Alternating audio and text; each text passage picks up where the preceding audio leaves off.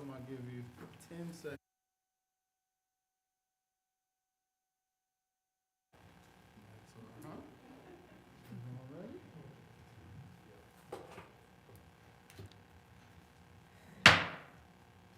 Good evening.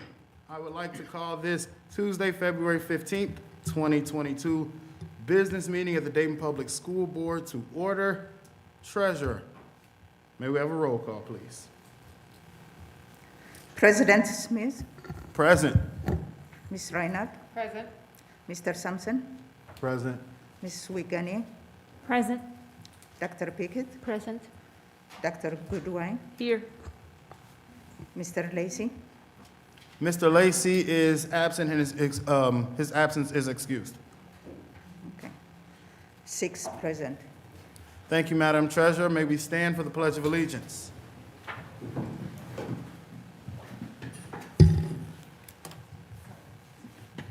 I pledge allegiance To the flag of the United States of America and to the republic for which it stands, one nation, under God, indivisible, with liberty and justice for all.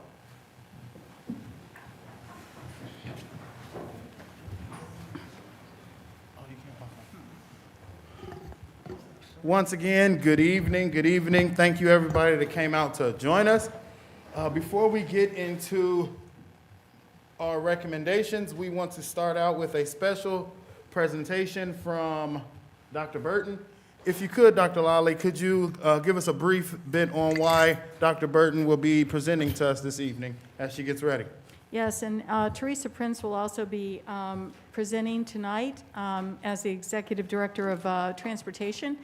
The board and superintendent tried to update everyone on the strategic plan goals, and one of the strategic plan goals is transportation and the efficiency of having an excellent operation.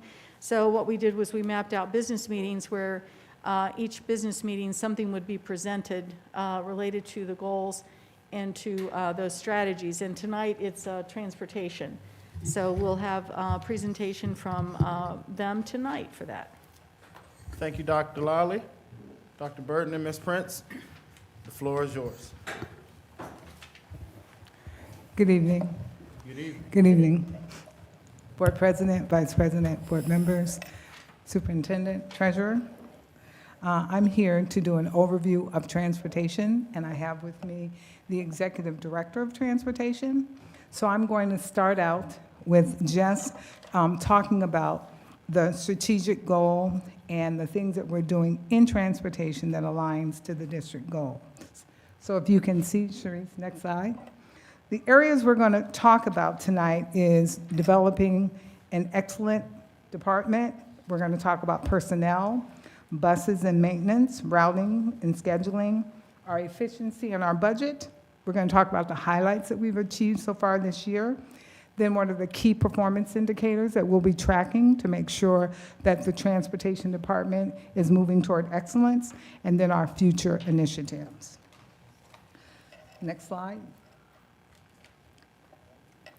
So first you can see that the presentation we're presenting tonight is aligned to district goal number 3, and that's about creating an excellent organization. You can't have an excellent organization if you don't have excellent departments. So we're going to talk about transportation, but beyond the yellow bus. Next slide.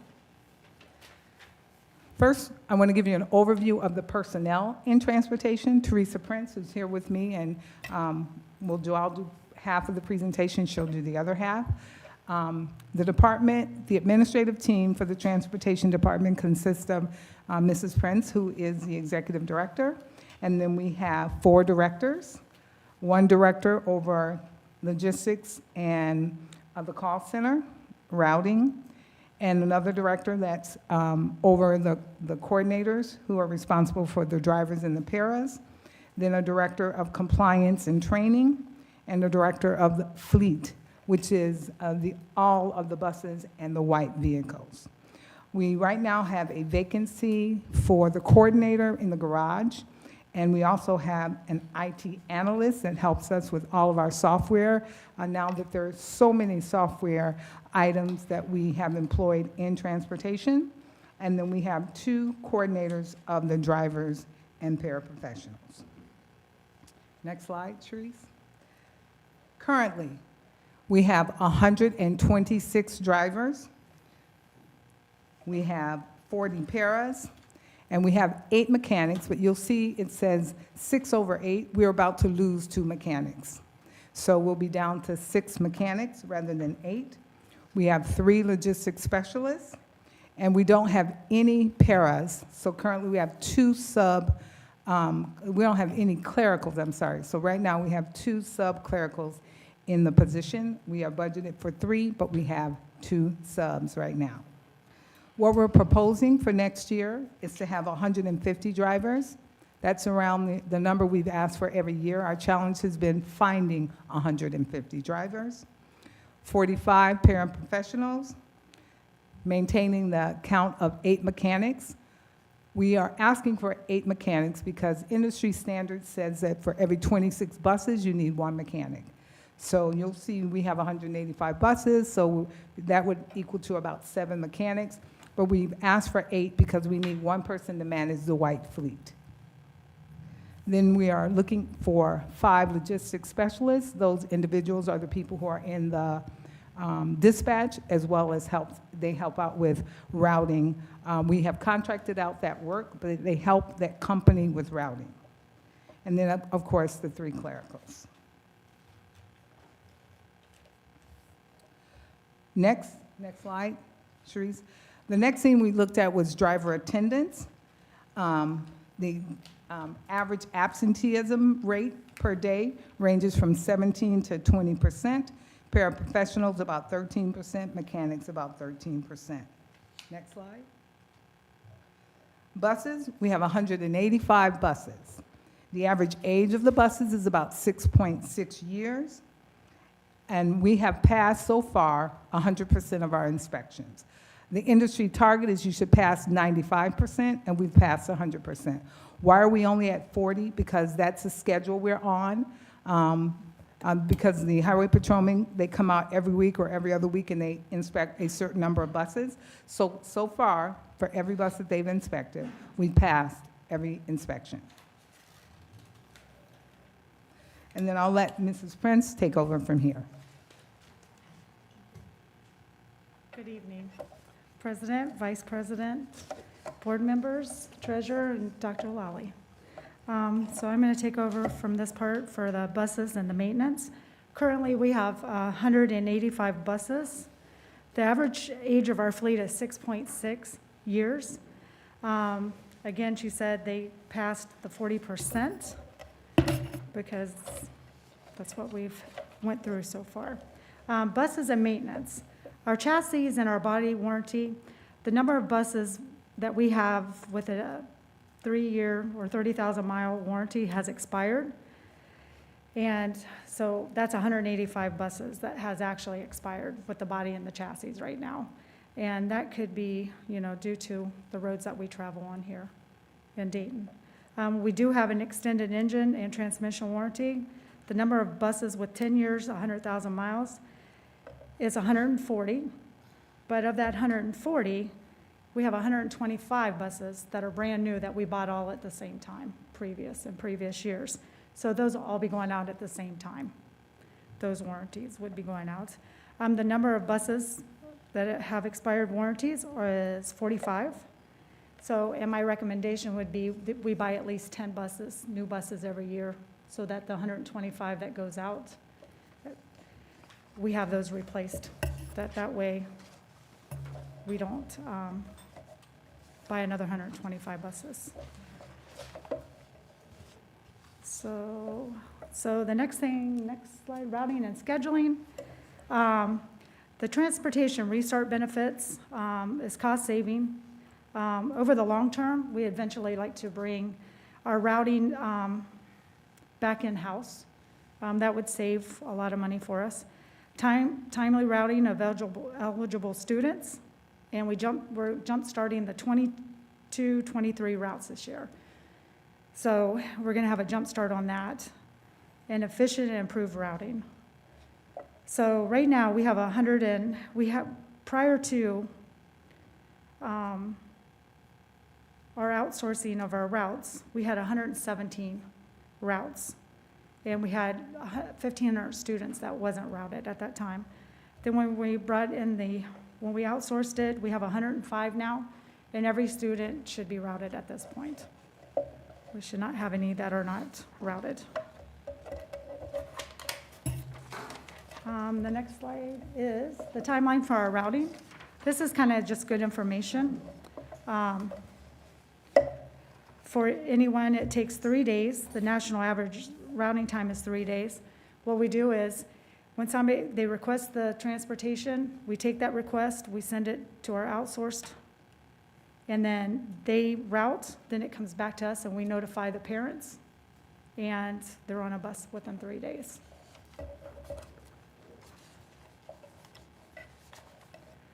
So, routing and scheduling. The 2021-22 eligible ridership, K through high school.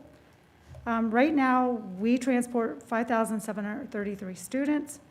That's no preschool, only special needs. We have 105 routes, 436 runs. The non-DPS first student has no preschool and no high school at this time, and there are 3,200 eligible riders. They have 63 routes, and they have 132 runs. And again, that's with no preschool and no high school. Next slide, please.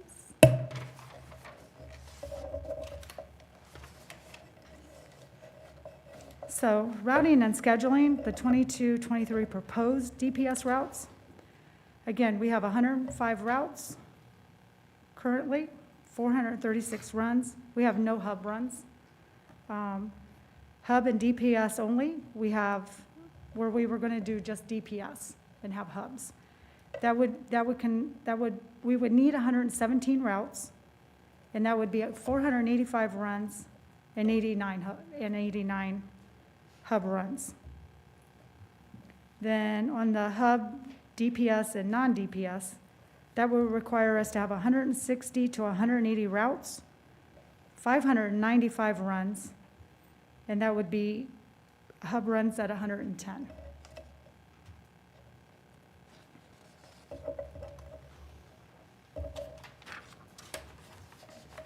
So the average cost per rider, the state average cost per rider is $1,013.72.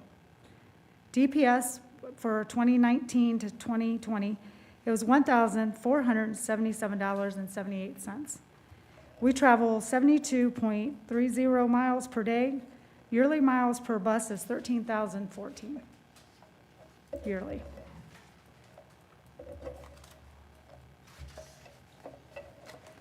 So our efficiency and budget. This is the repair cost for tires,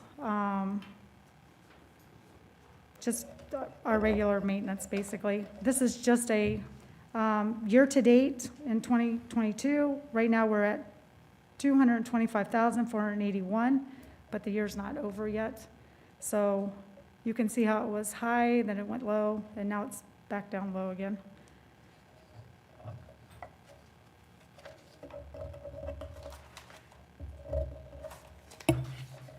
Efficiency and budget. So our target is to be 5% or less. This year we're at 2021 we're at 4.28%, and that was due to COVID, and we were transporting to some charter schools. So we sometimes, by the looks of this, we're usually going to be probably 6 to 6.9. The goal is to be at 5%.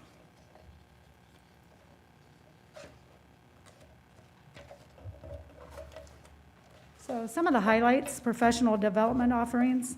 You can read through some of these. Since I've been really working on customer service and standard operating procedures. But these are some things that you guys can read through, just to let you know some of the training that all the drivers and pairs have been through. So new initiatives. There's a new routing software, Traversa. We just implemented that this year. So we're implementing enhancing bus tablets. We have tablets on every bus. And then we have Faster, which is a parts management software, which will help with our warranties as we buy new buses. We have a new parts room we're working on, and that's to, keep everything in line. We have recognition and accountability now that we're working on. Student worker partnership with Ponitz Automotive Program. I've called there to ask if we could intern a student to help with our white fleet, and they are very receptive to that. We also, the Become a Bus Driver high school program reinstituted. Our key performance indicators is safety, on-time performance, quality and customer service, cost efficiency. Our future initiatives, safety, ongoing professional development, our performance data dashboard, quality and customer service. Ride 360, our pilot is going to be going out in March. Our tentative date for us to start that all together would be April 1st. We have inspections, customer surveys, parts room, our cost efficiency as parts room, remodel of the facility. So the next is just a draft of a data dashboard. And what you'll see is the green, and those are the buses that are on time. The red would be that they're not on time. So you want at least 85% to 95% of buses being on time. So this is just a draft to show you what the data dashboard will show us eventually. And then we have, the next one is another draft, and that is the mileage for the school year. So we'll be able to look that up, and it'll track all of our mileage for our buses. This is the transportation facility remodel. And if you go to the next slide, the project will be submitted in May to you to look over and vote on. And so the blue is, I've asked for 5 bays that have lifts on them for the buses to be able to be put in the air. We don't have anything like that right now in that area. And then all of our offices will go above. And then the bottom red, I think, and green will be drivers. We've asked for more restrooms, bigger break rooms for them to be more happy. So do you guys have any questions? Sorry, I am so nervous. I'll just let you know. You're doing great. That's a lot. First, I want to say thank you. I appreciate you putting this together. I have a couple of questions, but I do want to kick it off to the board. I do want to say in advance that that's a lot of information, so there might be some things that the board might want to go revisit. There might be some things that they might want to pull some slides up on. So who wants to start it off? Any questions from anybody from the board? Can somebody send me that slide? I can't even see the screen. I'm way too short down here. You might have to start lifting that up for Dr. Goodwin. Hey, And she said it'll be on board docs in about 5 minutes.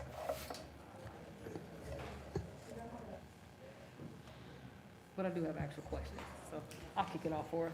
Dr. Goodwin. Yes. So I saw the numbers of 185 buses, 126 drivers, 40 pairs. My question, I'm going to start, I got a bunch, but I'll start with the drivers here. Every week I see that we have some drivers, that we lose drivers. So what's actually happening to retain our existing drivers? Well, we are putting incentives in, attendance incentives. We do, multiple times, we recognize, if people are coming to work every day, we're recognizing them. Okay. Remember, the board just voted to give them $4 more an hour, so we've increased their hourly rate, as well as I think they received, what, $2,500 or $1,500 in addition, one-time payment, and then to increase their hourly rate so that they're making more per hour than a lot of our competitors in order to incentivize them to come. The other thing we're trying to do is they've asked to have their facility remodeled, and so we're remodeling their facility. We, as Teresa said, trying to incentivize them with some attendance bonuses in order to stay, but to create a more welcoming environment, first physically, and then to pay them a competitive salary so that we can retain them. So let me ask you this question. Has there, because they work 6 hours a day, is that correct? They're guaranteed 6.5 hours? 6 hours, I'm sorry, they're guaranteed 6 hours. So has there been have you heard anything from the drivers in regards to because that puts them at 30 hours a week? Some, and that's, So- yeah, some. Are you seeing trends that individuals are leaving us for positions that offer them 40 hours a week? Because I mean, I hear what you're saying about the other things, but seeing the competition with Amazon and trucking and all these other things where commercial licenses are huge, I just want to know, is there a barrier because we're only offering 30 hours versus a 40-hour work week? I wouldn't be able to answer that at this time. I'd have to look at the reasons why they're leaving. If you're going to another district, usually it's not an 8-hour job because, you know, you drive a morning route and the afternoon route. But I'd have to look to see when they take their exit survey from HR to see if they indicate some of the reasons why they're leaving. Okay. One moment, Dr. Lally wanted to respond, then back to Dr. Goodwin. One of the goals is to actually start some after-school activity busing for our students. We just haven't gotten to that point because the buildings are still shut down for the COVID situation, but we're hoping that they'll be back open soon so that we can have those after-school activities, and that would be increasing those number of hours that many of our drivers would be working because we have after-school activities as a goal for every one of our buildings. So there would be drivers that would be doing those after-school routes after they've done their regular routes. Okay. I got 2 questions and I'll pass it off. So I saw that there were only 40 pairs. Is it not a 1-to-1 ratio with drivers and pairs? No, you only need parents on buses in which it's special ed has transportation as a related service, and part of that service is that you need a para. The only other buses where we have paras are buses where we've mixed maybe preschoolers on a bus with some older kids, and so we provide a para in that case. But for the most part, the majority of the paras are on the bus because the IEP designates, or dictates rather, that there be a para on the bus. Okay. And my final question before I pass it off to other people, but I'll be back again. Do our buses have air conditioning on them? So, okay. No, they do not right now at this time, but we are looking into that. I do believe my fleet director is here, and I'm not sure if he has those, but the prices for those, but I can get back to you with that. But we have looked into putting the air conditioner on all the buses. So we're coming back to you, to the board, because the superintendent asked for that last year. So now we're coming back to the board to tell you what the cost is going to be to put air conditioning on the bus and how fast we'll be able to put the air conditioning on the bus before it gets warm. I'll pass off. Any other questions? Dr. Pickett? Thank you. I'm pretty sure you won't have the answer to this, but I'm just kind of curious to see what would be the national absenteeism rate for bus drivers, because I know this is an issue that is not just, affecting us, it's a nationwide shortage, so I kind of would like to know where we are in terms of. So I'm glad you asked that question, because we've been researching it. I have not been able to find the national average. I've been able to find averages in different states, in different districts, but I haven't been able to find the national average. I'll keep searching for that to see because I wanted to compare us to what's happening nationally, but I haven't been able to locate that number just yet. Thank you. Any other questions, Dr. Pickett? No, thank you. Any other questions from the board? Kick it back down if we're. I will Back kick on. it back down to Dr. Goodwin, and then I have a couple questions myself. Okay, so I know last week we talked about the different options that transportation has explored with us transferring not only high schoolers, but non-district kids as well. And one of the options was talking about if we ended up doing it in-house again, what that would look like for us. Do you guys have the ability to? When you say in-house, what do you mean by? It was one thing that was on the table, that if we didn't go with a contract for what was on the table, that we would have to do it again in-house, meaning I'm assuming it meant that we would have to be able to do it ourselves with our existing buses and our existing drivers. Yeah. Is that even a possibility for you all? So if you look at slide number, that's why we wanted to show you. Sharice, if you can pull up the proposal for the hubs. So if you look at, when she pulls that slide up, Dr. Goodwine, you will see that currently, without preschool, transporting K through high school, we have 105 routes. Can you Okay, see that? We have 105 routes. so tell me what that means. So that's 105 routes. We'd have to add the preschoolers on. What we did was, if you look at the second column, that's high schoolers and preschoolers with a hub model, because the superintendent asked us to investigate a hub model. If we were to use hubs and bring kids to a hub and they transfer to a different bus, would that help us with transportation? And our routing experts indicated that preschool through high school and a hub model, DPS students only, it would require 117 routes, 485 runs, and 89 of those routes would come from the hub. So can you talk to me a little bit about what the hub model is and how that would actually work in our area? So the hub model would be, and I'll let the superintendent elaborate a little more. The hub model would be we'd have 4 locations around the district, 1 per quadrant. A bus would travel in a quadrant and then bring the student to a hub location if that student was to go to a school outside of the quadrant. Let's say I live in the Meadowdale quadrant, but I'm a student at Ponance. So I'd be picked up by buses that are traveling in the Meadowdale area, brought to a location in that quadrant, and I'd pick up a transfer bus that would take me to Ponance, rather than taking a bus all the way from Meadowdale and bringing it all the way down to Ponance. We're trying to find the most efficient way of doing that, knowing the driver shortage and the challenge with attendance and things of that nature, to find out what would be most efficient. And so that's what we found out, that if we were to do the hub model just with our students. Now look at the next column.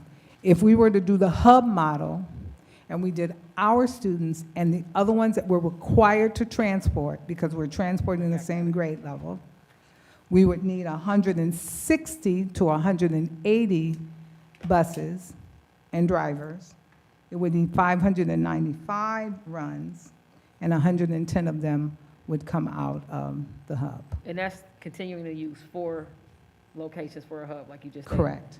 So are we limited to 4, or could we, because what's the distance that a person would have to go to get to the hub? So, And actually, are you guys at the beginning of your research, or are you at the end of it? so this is our first recommendation. So doing another hub, I don't know that doing another hub, which I can go back to the routing team, I don't know that doing another hub would reduce the number of routes that you need.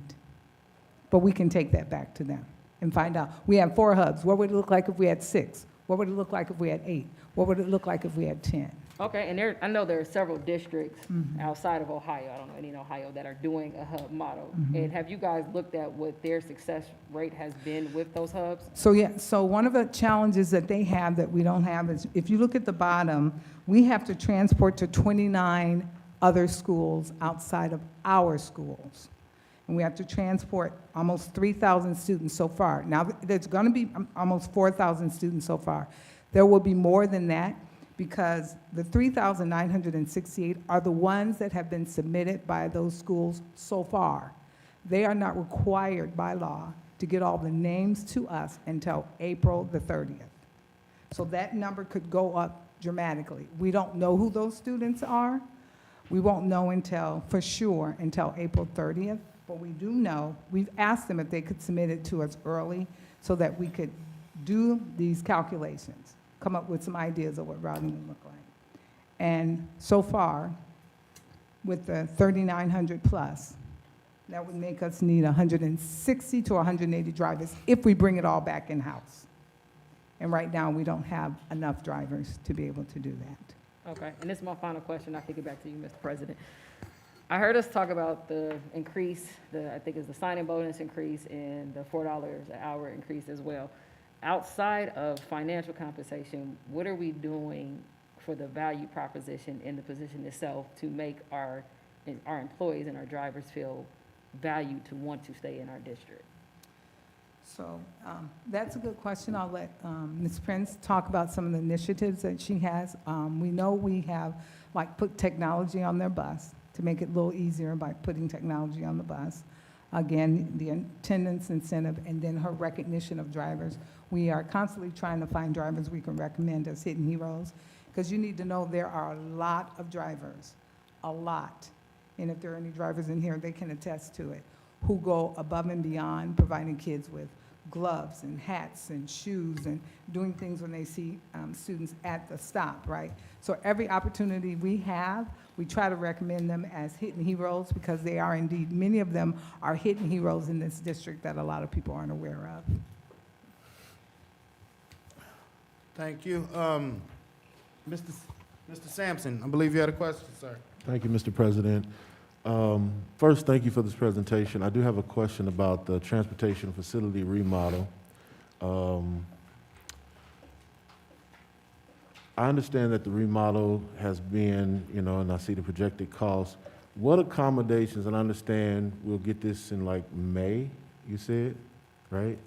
My question is, what accommodations are being given to the drivers while we wait for the remodel? I understand there's been some restroom issues. I understand the potholes. I think those have been.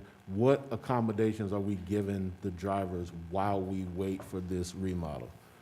Well, at one point, I opened up the inside bathrooms where the offices are. They were using those until our numbers went really high during COVID when we were off for the couple of days. And then I kind of shut that down a little bit until the numbers were coming down. We have one bathroom in there in the office area ourselves. We have one female and one male.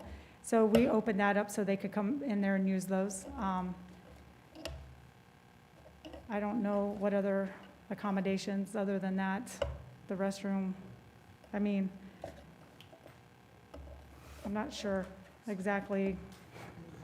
Yeah, I'm not sure. So that's a good question as well. Our issue is that we're kind of locked in to the facility as it is, and that's why we've worked with Sam. We've asked the drivers, what do they want it to look like? How many restrooms do they need?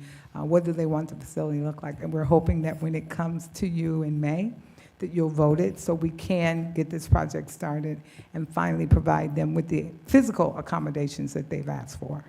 And one more, Mr. President. And Yes, I'm really sorry. It's kind of hard to hear you guys with the mask. I got So I you. wasn't quite sure what the rest of that question actually was, sorry. So my follow-up, I understand that and I don't know if it's a possibility. I know we have some buildings that are not being utilized. Are using those buildings options while we wait for the remodel, where there are more restrooms, more sitting area? Just a question. I don't know if that's a possibility, but I know we have some vacant buildings currently that may be an option to use. I don't know if that's possible. Well, I could kind of speak on that just a little bit, not about the buildings, but as they start the renovations, it's going to be in 2 phases. So they will have to move us to a different building because there's no way with the renovations in the 2 phases, the office part of it and everything. Because where the 5 garages are going in with the lifts, that will be where the drivers will be in their break room. So everybody on the bottom floor would have to be moved into a different building Okay, at thank that you. time. Thank you, Mr. President. Chief Hurwitz, I believe you raised your hand. If you could add something to that, please, sir. Hi, thank you. Yeah, no problem. So through this project, there's going to be a lot of changes. This project is going to take time, and we're going to have to adjust to it. One of the things I can tell you that during this project, we are going to have to make accommodations. We may have to bring porta-johns in. We may have to go to the service building, which is next door. We have some open space in that building. We're currently not there. Our staff is currently in a different building right now. So we may have to use that as a temp site so that everyone still has access. But we're working through all of those things, but I really think that in May we'll be able to have better answers for you. But the bottom line, this project is going to resolve a lot of these concerns that everybody's having.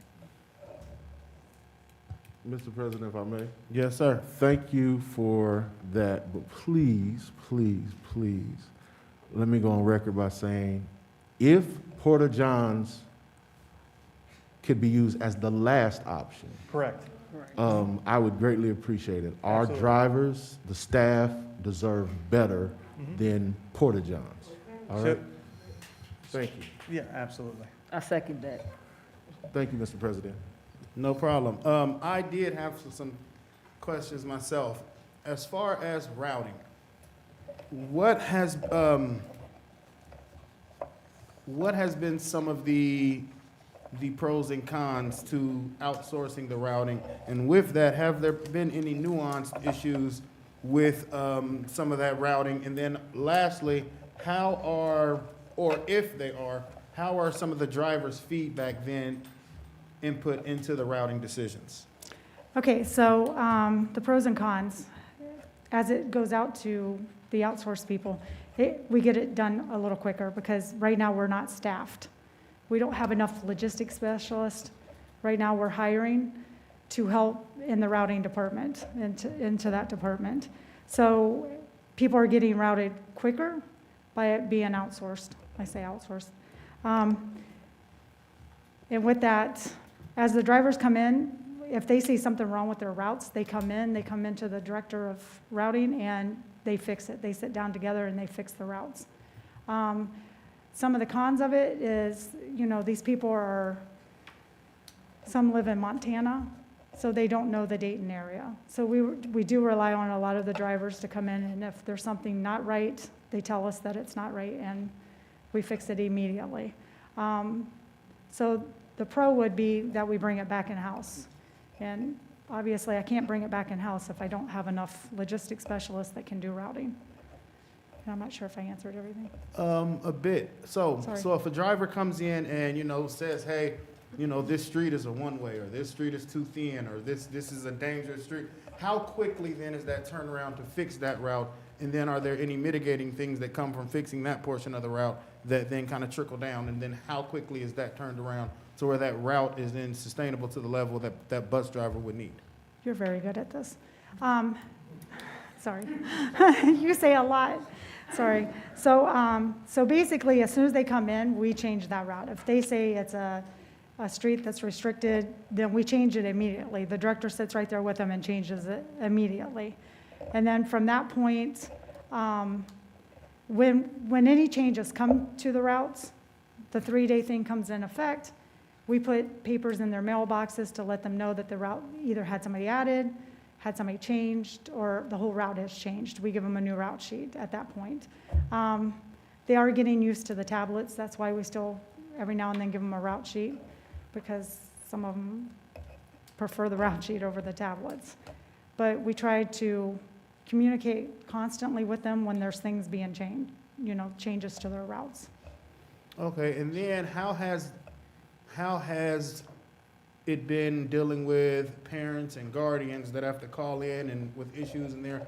What is if you can give like an average wait time, and what is the average call log looking like for parents? And then is there a way for parents to even, kind of make their suggestions where, if a parent says, hey, my stop is across a busy intersection, or my child has to, how does that then work, if you can walk me through that? Okay, at that point, if a parent calls in and says they feel something is unsafe, at that point I send my staff out, a couple of my staff. They go out, they look at the stop, and then we determine whether it's safe or not.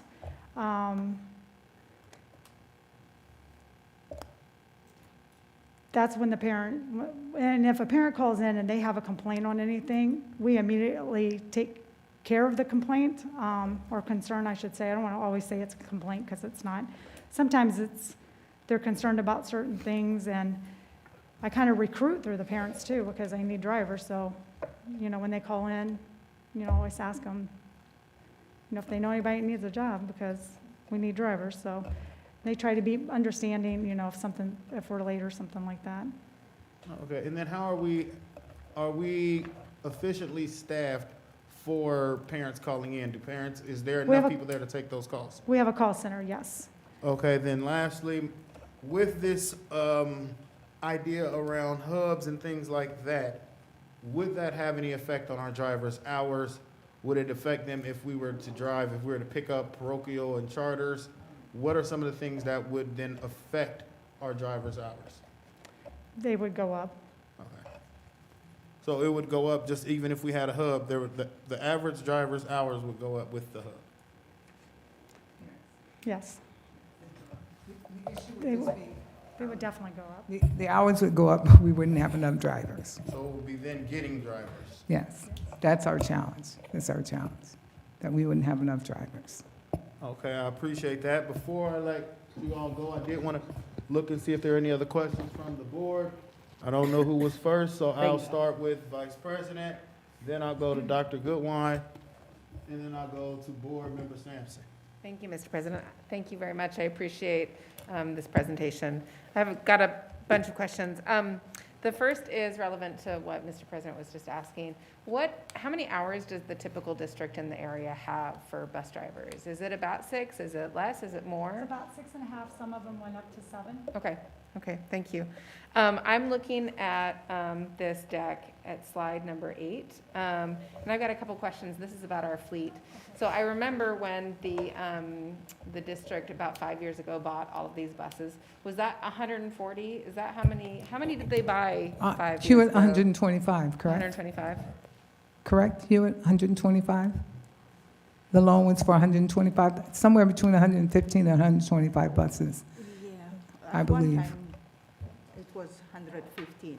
115? Yeah. Okay, 115 Thank you, buses. I appreciate it.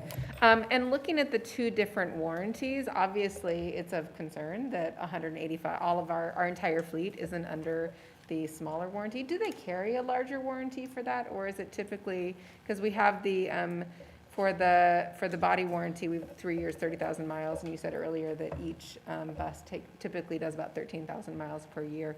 And then we have the extended engine and transmission warranty, which 140 buses are still under. Was there an option for the first warranty to be a longer term?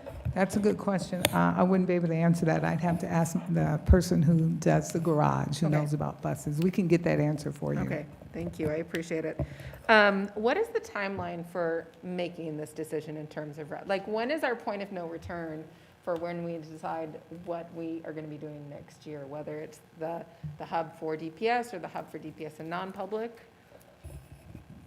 Well, if we're going to do the hub for DPS and non-public, then we need 160 drivers, period. Yeah, You're going to need 160 drivers. yeah, Whatever we do for our students, we have to do for the non-pub students.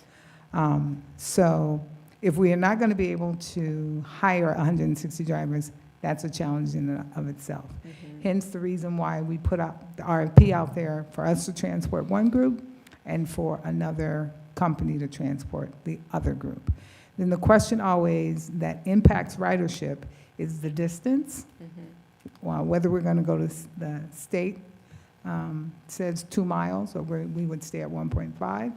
That impacts, and the distance, and I just had a senior moment. Okay, it'll come back to me. Don't have this on tape. So remember. when is it that we have to make that decision, though? Looking at the options and making the decision as a district, what we'll be doing next year? The earlier the decision, the better, because if we have to outsource it, that company has to buy buses. Right. And it takes about 6 to 9 months to get a bus. Okay, Right? Okay. So the earlier, the better, to make that decision. Okay. We have selected a possible vendor, but we're trying to work out the logistics of the contract. Great. So we can bring that to the board and the board to make a decision. You remember, if we have to go back to the way it was pre-COVID, we were able to transport K through 8 DPS Yep. and non-DPS. We just weren't able to do preschool and high school. Right. Because we wouldn't be able to transport our high school students and their high school students. We don't have enough drivers. Right, yeah. I have just a couple more questions. So looking at the hub model, where would those hubs be? And would it be, talk to me, would it be at a school? What is the idea for where the hubs would be? We were looking at a school, and we were trying to look at, based on all the addresses in that quadrant, what's a central location? Based on all the addresses in this quadrant, what's a Right. central location that won't impact the building? And determining the best DPS location for that to happen. I think I would prefer not to mention exactly what we're considering at this point, but of course, the superintendent could share that with you because it's all in draft right now. Right. And it's all a function of the addresses to Right. find the most central location based on the addresses of the students we have to transport. But I assume it would be someplace with shelter and inclement weather. Yep, that's what I was at. So Yes. I did the hub model when I was Yes. growing up in Minnesota, and it was, there are some things that you have to consider, Yes. definitely.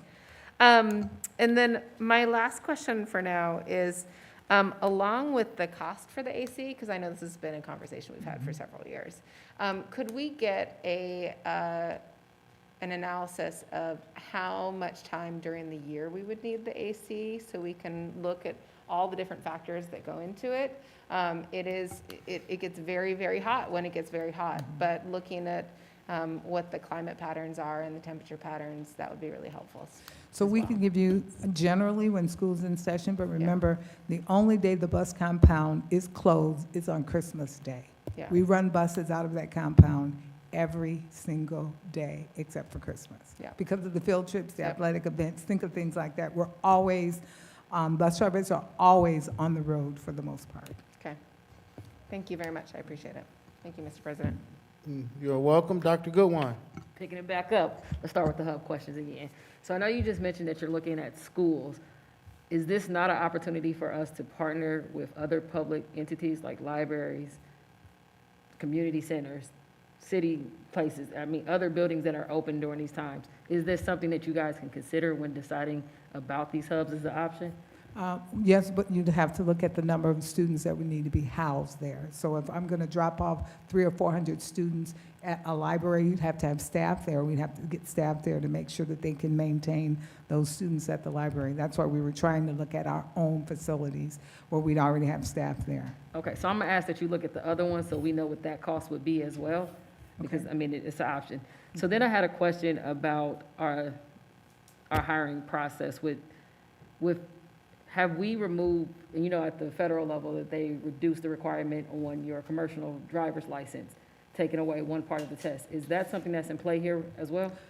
No, not in the state of Ohio, not so far. So we're not doing what the Department of Education is doing? We We're didn't- going with what the state allows us to do, because the state issues the license. Okay. Next question. So I heard you say that it's, within 3 days, a student will be placed on a route. How much adjustment times does that driver have to learn the new route when these students are placed on their routes? Well, sorry. Actually, when we give somebody a new route or a new stop or something like that, usually it's a whole route, if the whole route is changed. I ask them to go out and do a dry run when they come back from their old route. If they've been on a route, I ask them to come back in, do a dry run to and from, both ways. I give it to them a day. If they can't get it in a day, they can come back and ask for another day. So they have about a day's notice to adjust. Are they penalized if that route is not as smooth as the routes that they were running before with just the 1 day notice to adjust to it? No. Okay. And I'd like to make a point of clarification. There's a difference when we add a new student, you're adding on a stop to the route. So I stopped, now I'm picking up a new stop. The route may not have changed, I'm just stopping an additional spot that maybe I passed before. But when we're changing the entire route, then we ask the driver to go out, do a dry run, tell us what's the challenge, what are the issues, so that that can be corrected before the route actually is initiated. Okay. And I heard a lot about the tablets that have been added in additional technology.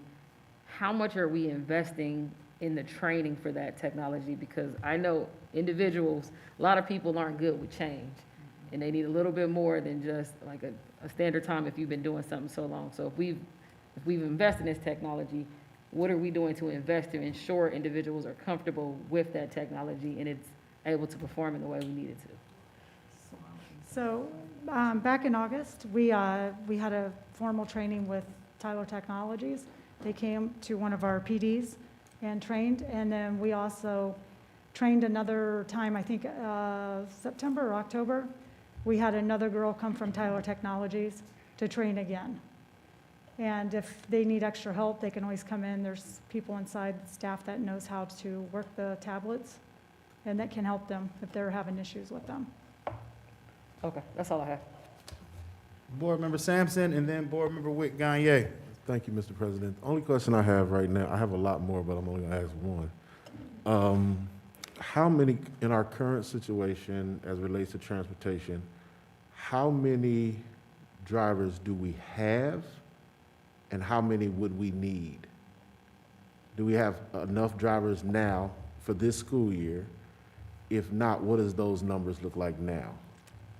I have a call-off rate usually of 25 people A day? a day. Okay. That includes 7 that are off long-term. So usually it's a 25. I have to cover the 7 that are off long-term. And how many routes do we have right now?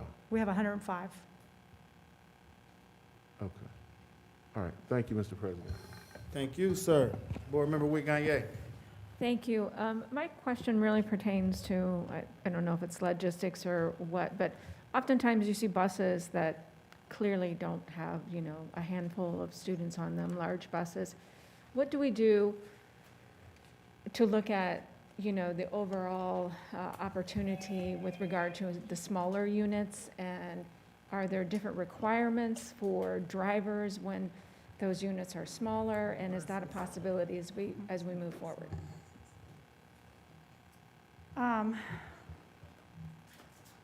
Usually if we see a route that just has a few children on it, we'll take like a count at the school, we'll take a count through the drivers. And if we find a route, then we'll like condense the route onto other routes to free up some of the drivers that would help with our attendance, the attendance issue with all the drivers calling off. So I'm not quite sure. I don't know if smaller buses I don't know if that would be of any kind of help. Thank you. I appreciate that. Thanks. That was one of the things when we outsourced the routing that the experts were able to show us. So they were able to quickly consolidate and take us from 117 routes to 105. They've also asked us to go back through and do it again because they believe they can consolidate it even more. So we have a plan now to get out to some buildings and actually count bodies, because ridership, eligible riders and actual riders are 2 totally different things, right? And we really want to see those who are actually riding so that we can consolidate the routes. Great, thank you. Dr. Lally. One of the things that I want to remind the board of is that the decision that we make about whether we outsource the non-pub and the parochials again next year, and that we just bus our students, is the change in the law. We have to deliver students by 30 minutes within the starting time of their school. If we do not, then anyone who calls in and complains about that, there's an investigation by the Ohio Department of Ed. There's also a fine then that's levied against the school system. When we bus our own students, that's about our own students. When we bus non-public and charters, then that becomes whoever the outsourced group happens to be. So it's important for us to remember that with 25 call-offs on an average per day, and they typically run 3 routes each. So when we're looking at that number of routes that would be uncovered and students not getting to school on time, we really need to choose the most efficient, effective way to get students to school, both for the Dayton Public School students as well as for the parochial non-pub schools that we also bus to those 29 locations. So that's why we're trying to gather as much information as we can, as much data as we can, in order to make that decision. and take a look at making sure that we avoid those fines, because as you know, we only get about $9 million reimbursement, and if they start to take that money away, those fines have been substantial in some of the school districts that have gotten them already. So we want to make sure that we don't have those weighing in on us every single time that we don't have a bus that covers. And can I just add something to that? If a bus is in an accident, there's traffic, they don't care. It's 30 minutes. So we would get charged for that. Doesn't matter what happens. It doesn't matter if a fight would break out on the bus. Child's 30 minutes late getting to school or getting home from school, we still get charged. Thank you. I have one question before I let you all go. What does our current data look like with our riders? Have we done a recent data dump for people who have, reached out and said they no longer need transportation, for people that have moved, things like that? What does our data currently look like, and how does that help us with our routing? So one of the things that we're looking at now, we find a discrepancy for high school, between the kids who ride in the morning and the kids who don't ride in the afternoon. Because, and that makes sense, because I play sports, so I don't need the bus in the afternoon. So the bus may be crowded in the morning, and maybe I could send one bus for those groups instead of 3 that I send in the morning, maybe I could send 1 in the afternoon or 2 in the afternoon. That's what we're looking at right now, to consolidate the routes. One advantage we have is that because the company has already done this work, and they've already identified the limitations based on what the drivers have told us, now all we now need to do is to find out who are the actual riders, so that we can consolidate routes. But we're in the process of doing that right now. We're starting with high school first. Okay, thank you. If there are no, One more, just one last question. Dr. Goodwin, one last question. Yeah. Can you guys just tell me what the overall morale is in the transportation department amongst the drivers? Well, I guess we'd have to ask the drivers. I would hate to say that it's negative, totally negative. I'd hate to say it's totally positive, okay? I think we'd have to ask the drivers. One of the things that you'll see that I've asked Teresa to do, which we've done in the past, is a driver climate survey. We've done it in the past. It's a quick survey. They tell us what they think about the environment. How can we improve? So that's something on her task list, to get a feel for how are the drivers feeling about their environment and what can we do to improve it. We knew one of the things that they asked for was a better facility. And so we're trying to tackle those things that they've identified in the past. But that's one of the things we can do, ask them if we've done in the past, and see what the climate's like. Thank you. I appreciate you all. Thank you for this presentation. And more importantly, I want to thank everybody that helps get our children to and from school, especially as a parent of a kid who needs and relies on that transportation every day. I thank you all for helping our children get off their day and get home. So you are the beginning and the ending of their day, and for that I thank you. Next on our agenda, do we have any bargaining units here to speak?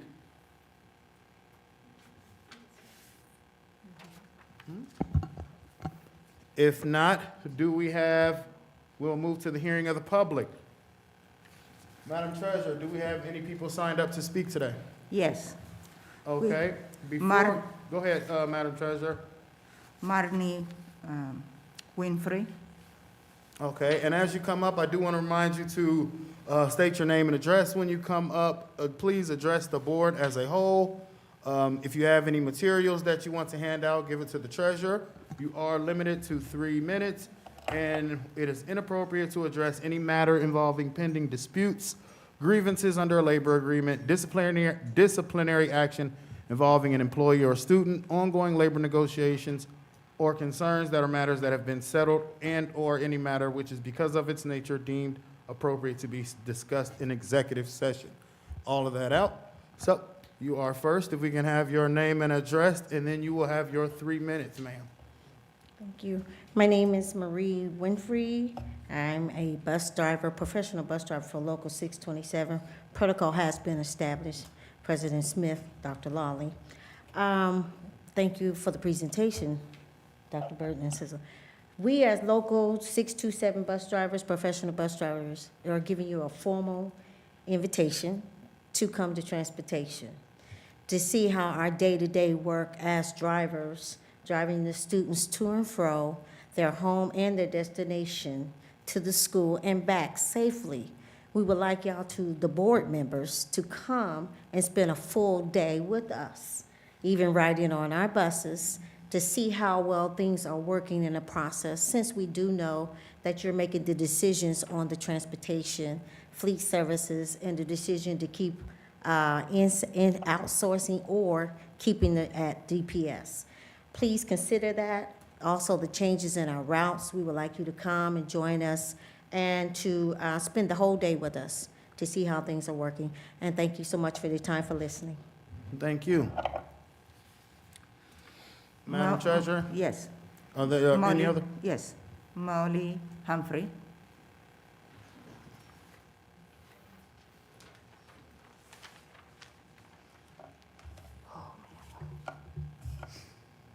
My name is Molly Humphrey.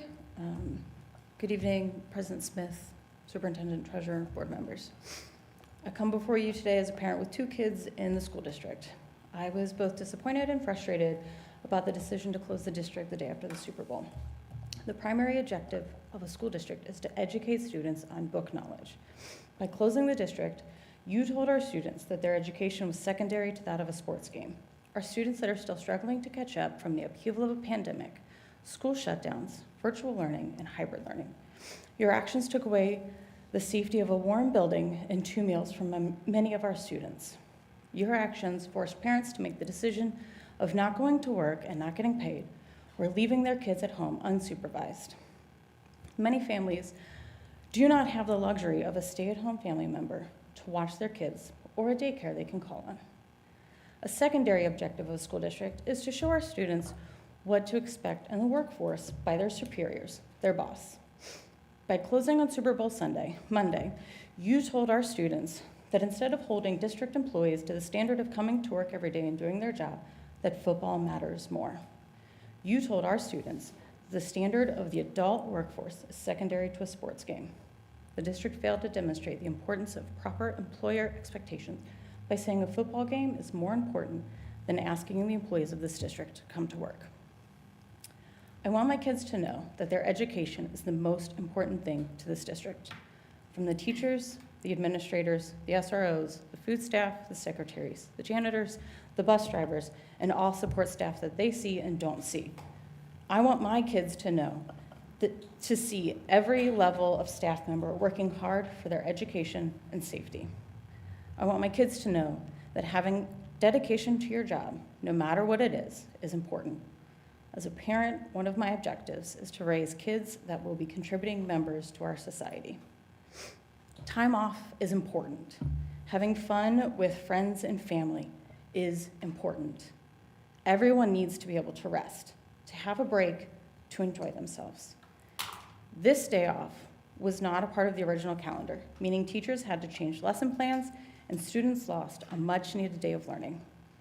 DPS staff work really hard. They deserve every day off they are given. But this day off was about football, not staff appreciation or the recognition of being overworked and needing a day of rest.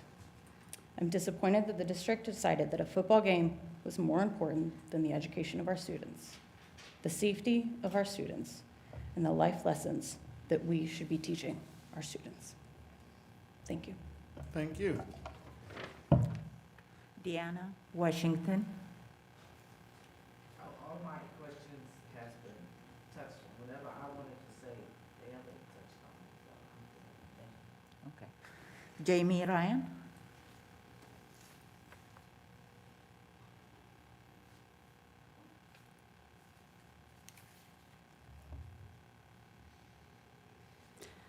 Jamie Ryan, 2137 East 5th Street. Thank you, Board, for being here tonight, and thank you for the transportation presentation. There was a lot of information in that, and it did answer a lot of my questions. And it's obvious transportation is a complex, nuanced, difficult issue to figure out. And I do want to say that I want, if we can get the logistics specialists, if we can hire them, I really think there is value in having our routing in-house. That we have community members who know our streets, who know our families, who are in the city routing our drivers, and who are real in time and can answer the questions and deal with the difficulties or problems that may arise. So that was one thing I wanted to say. Another thing, as I was looking at the presentation and thinking about the review session last week, just wondering the metrics that are used to determine what is the best. This is mostly focused on routing, but what is the best or what is considered the most efficient? I mean, is it a dollar amount? Is it the number of drivers? Is it, what are the different metrics that we look at? I like the questions that were posed about the morale and the value of our drivers and the entire transportation department. I think that's really important in terms of retention. And obviously, we need to retain our drivers and increase the number of drivers. I hope that, I don't have much more to say about transportation. Thank you for your work. Thank you, drivers who are here, for all you do. Hats off to you. That's all I have to say about transportation. I'm not sure what my time is. The last thing I wanted to mention that I'm a little disappointed about, to find out that the recently hired director of state and federal programs has decided not to stay with the district. And I know we can't speak to that, but I just want to put that in front of the board to investigate, or maybe you already have, encourage you to figure out why. why can't we keep people in these positions? So thank you for your time. Thank you, ma'am.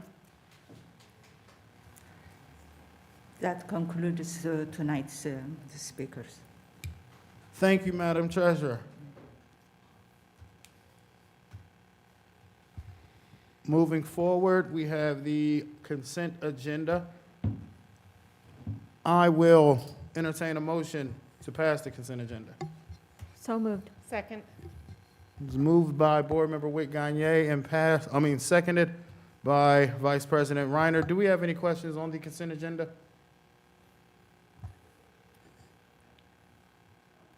I will ask a question, Mr. President, if I may. Yes, ma'am. I would like to inquire if there is any information that we could have about the position that is about the federal Title I program. The information that I can give you is that he accepted the job back in December, and then he continued to ask for a delay in coming to the Dayton Public Schools. And he actually asked for, I think, a start date of like January 31st. That was granted.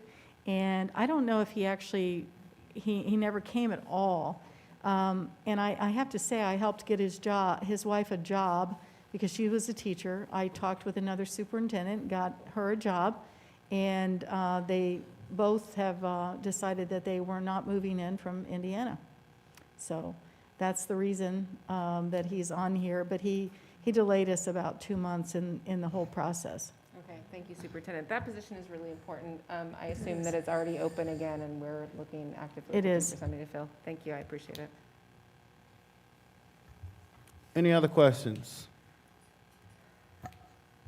I do have a question, and it may be something to kick over to the Executive Director of Athletics. Dr. Lally, knowing that we have spring sports coming up, and then as we end the school year and prepping for fall, what are some of the numbers on the openings, if needed? And if that's something that has to be sent at a later date, I understand. But I definitely want to ask, what are the openings for our spring sports, and then what are the openings for our fall sports? I can't answer that, but I will get that information from the Executive Director and get that out to the board. Thank you, Dr. Lally. Any questions, any other questions on the consent agenda? First, I'll go down to Dr. Goodwine, then I'll come to you, Vice President. I just want to make sure I'm on the right part right here. In these contracts where we have participants, were participants ever identified for the $6.5 million contract?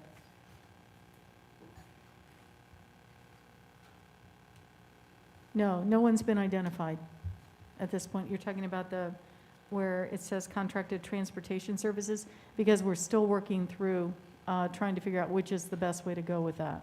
So if we. It is in an ESSER fund, though.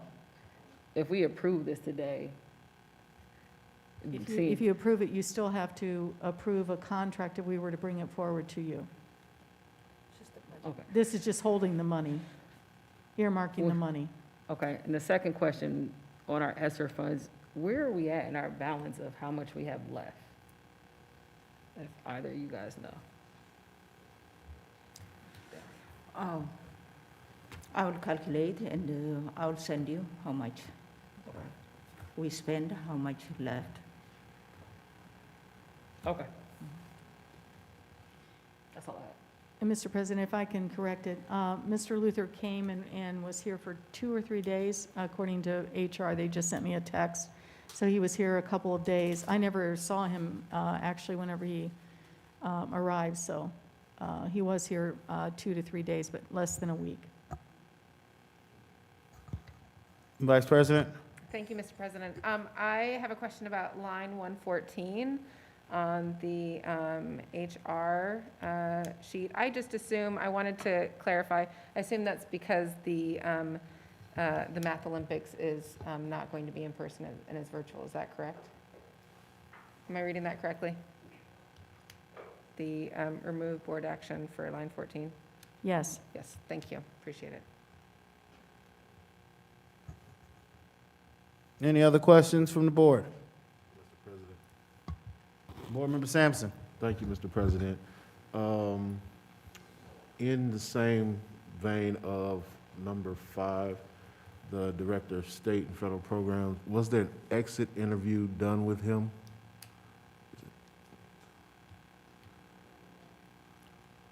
I can't answer that, but I can find that out. Okay. I can ask Chief Murdoch and HR shaking their head. Do you know? Okay. Thank you, Dr. Lally. Thank you, Mr. President. Thank you, sir. One more down here. Yes, ma'am, Dr. Goodwine. In transportation on line 22 and 23, did we get an exit interview on these drivers?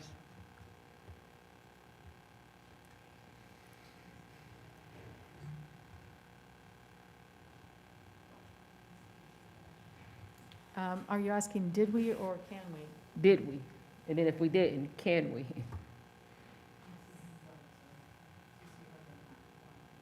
Line 23 and 22. 22.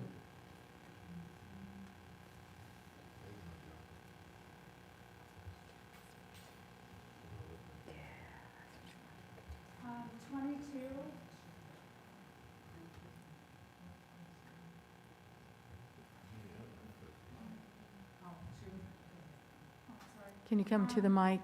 She never, is it 23? No. Jasmine? 20 and 21. Got it.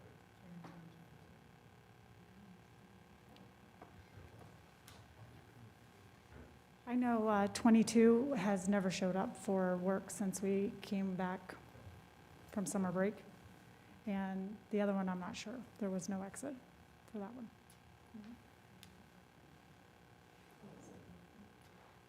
Any other questions, Dr. Goodwine?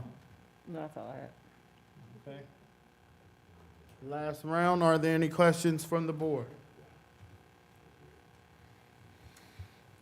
If there are none, Treasurer, may we have a vote, please? President Smith, Yes. Ms. Reinhardt, Yes. Mr. Sampson, Yes. Ms. Wiegany, Yes. Dr. Pickett, Yes. Dr. Goodwine, Yes. Mr. Lacy is not here. 6 yeses. Thank you, Madam Treasurer. Superintendent, your first recommendation? I'd like to recommend the board approve the Human Resources DEA after July 10th. I'll entertain a motion for Superintendent Recommendation A. So moved. Second.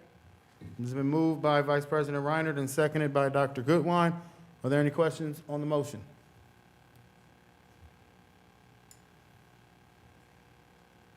If there are no questions, Treasurer, may we have a vote? President Smith, No. Ms. Reiner, No. Mr. Sampson, No. Ms. Wiegany, No. Dr. Pickett, No. Dr. Goodwin. Yes. Yes. 5 no, 1 yes. Your next recommendation, Recommend the approval of a memorandum of understanding with AFSCME Local 101. This has been approved before. It's just a matter of making the correct year on this memorandum. thank you. I'll entertain a motion. So moved. Second. It was moved by Board Member Witt Gagne and seconded by Board Member Sampson. Are there any questions on the motion? If there are no questions, Treasurer, may we have a vote? President Smith, Yes. Ms. Reiner, Yes. Mr. Sampson, Yes. Ms. Wiegany, Yes. Dr. Pickett, Yes. Dr. Goodwin. Yes. 6 yeses. Next recommendation, please, Dr. Lally. I'd like to recommend the approval of a memorandum of understanding for Midwest Plains Equity Assistance Center. I'll entertain a motion. So moved. Second. Moved by Vice President Reinert and seconded by Dr. Goodwine. Are there any questions on the motion? If there are no questions, Treasurer, may we have a vote, please? President Smith, Yes. Ms. Reiner, Yes. Mr. Sampson, Yes. Ms. Wiegany, Yes. Dr. Pickett, Yes. Dr. Goodwin. Yes. 6 yeses. Your next recommendation, please. Recommendation to approve the program of studies for 2022-2023 school year. So moved. Second. Moved by Dr. Pickett and seconded by Vice President Reinert. Are there any questions on the motion? Down here. Dr. Goodwine. On the program of studies, has anything been added for Thurgood and Dunbar? Any type of additional programs? Since last week? Yes. No. Are there any plans to put any programming in those two schools?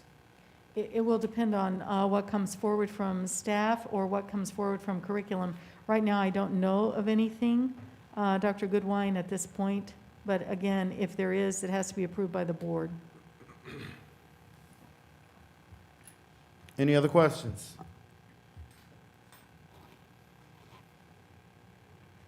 If there are no questions, further questions, Treasurer, may we have a vote?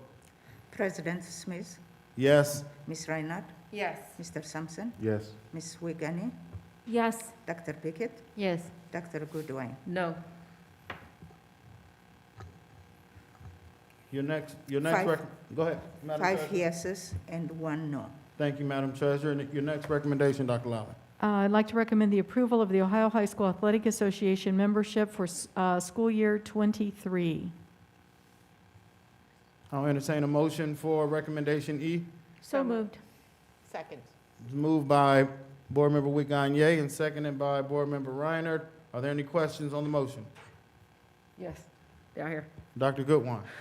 I'd like to know from last week when I asked why Belmont Middle School isn't included on here, just the answer to that. Belmont Middle School was a 7th grade last year during the COVID year, and they could not field any teams, so it was not applied for prospective membership. And this year, when they were able to get enough students to play, I think football was one of the things they didn't have enough students to field a team, so those students played at Wagaman. But when they had enough students to put a team on basketball court, they talked to the Ohio High School Athletic Association, but by that point, it was too late to file for prospective membership. So they are in the process of doing that, which means they'll be fully members in 2023-24, because they have to spend 2 years on a prospective membership list proving that they can follow the Ohio High School Athletic Association rules and regulations. Thank you. Are there any other questions? If there are no questions, Madam Treasurer, may we have a vote? President Smith, Yes. Ms. Reinhardt, Yes. Mr. Sampson, Yes. Ms. Wiegany, Yes. Dr. Pickett, Yes. Dr. Goodwin, Yes. 6 yeses. Dr. Lally, your next recommendation, please. I'd like to recommend the approval of the contract with Shook Incorporated for the Welcome Stadium Design Build Project. The contract amount is $13 million. So the board would be approving money for that to occur. So moved. Second. It's moved by Board Member Whit Gagne and seconded by Board Member Reiner. Are there any questions on the motion? Yeah, I got some on Dr. Goodwin? on the actual contract itself. After reviewing it, I did not see, because we had that 20% go for participation, I did not see a penalty in the contract for if the contractor didn't meet that goal. It's very difficult, as we explained last week, to penalize, but it would be our intent, and for those people from Shook in the room, we would hold payment. Can that be placed in the actual contract to state that, what you just said? Say it again. Can that be placed in the contract? No, it is not written in the contract. And then second, I also don't see the MBE program added, which would help Shook actually have a bigger pool to reach, because it's, right now it's limited to the EDBE and the EDGE program, and in one place, the City of Dayton program. So Chief- could that be added in? Yes. Chief Hurwitz, could you come up and describe where it is in the contract? I'm at 1.8, EDGE participation and reporting, so if it's somewhere else, just let me know.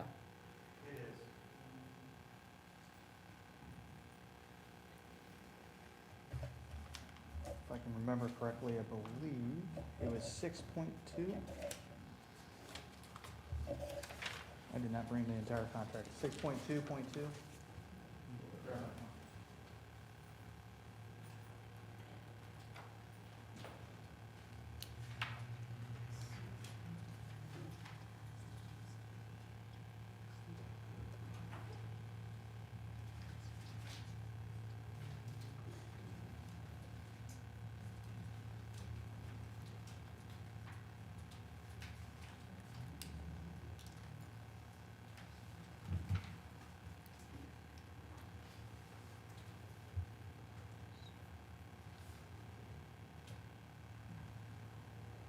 It says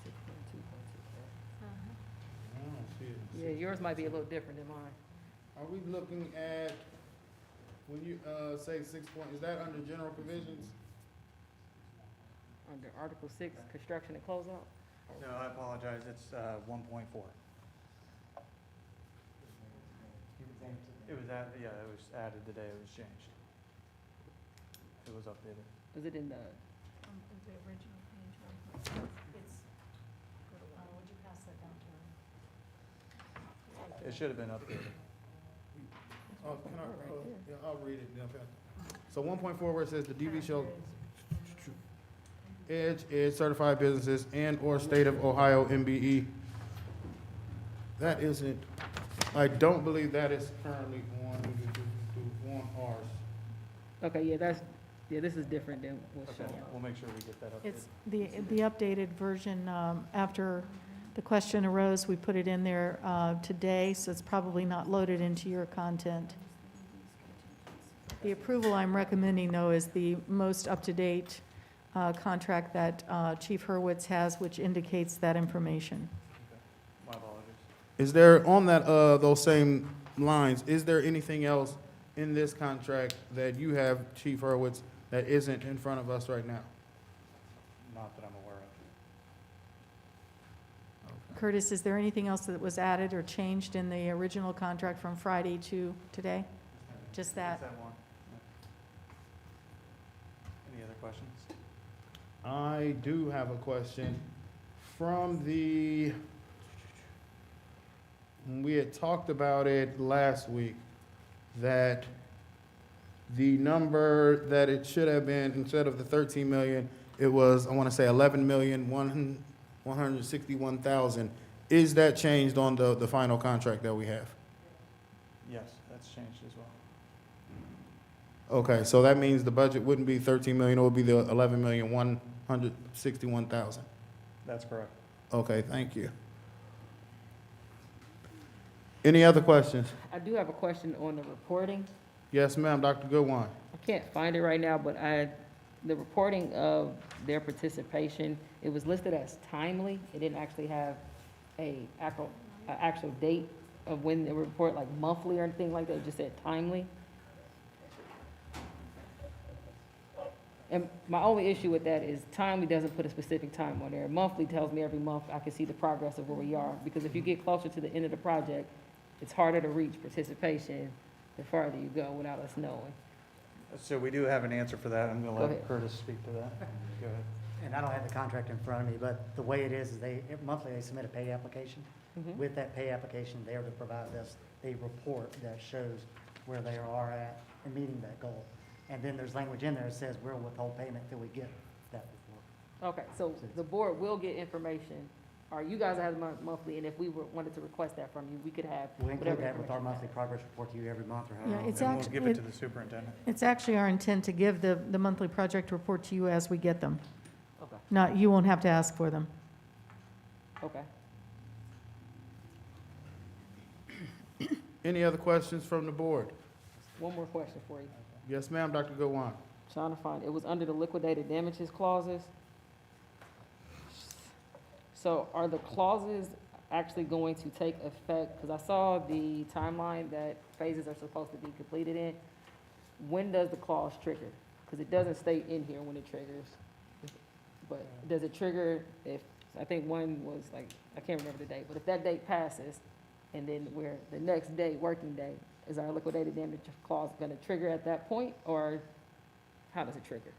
So the way this process works is they have to show it, and they can reiterate this if they want to. They will come back with a guaranteed maximum price and a final schedule once the design is finished and it's all bid out. At that point, we lock into the schedule, and if they miss those dates, liquidated damages every calendar day after that date. and Okay, they would apply. okay. It didn't read like that, so that's why I'm asking you guys. So, You agree? Yes. Any other questions from the board? Other Mr. side. President. Board Member Sampson. Thank you, Mr. President. As it relates to the construction budget of 11.1, what is the guarantee that that is what we will spend and there will be no surprises, extra investment or resources needed? Honestly, there's never a guarantee with construction. Okay. Prices, materials could skyrocket. We could find, and with the age of the stadium, there could be different things there. I mean, I can't guarantee it's going to be that amount, is the best way to say it.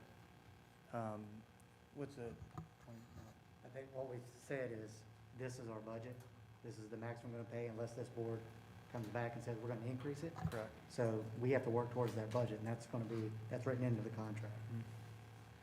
So the question is, how much can we get for that budget, how much can we fit in there? Okay. Thank you, Mr. President. Thank you, sir. Dr. Goodwine. with termination of subcontractors, I read in here that they could be terminated for a cause. What is that standard of cause for I guess it's Shook here? There we go. Let me just talk to you guys. What is that standard that you guys have for a cause when you terminate your subcontractors? And how is that communicated to the subcontractors?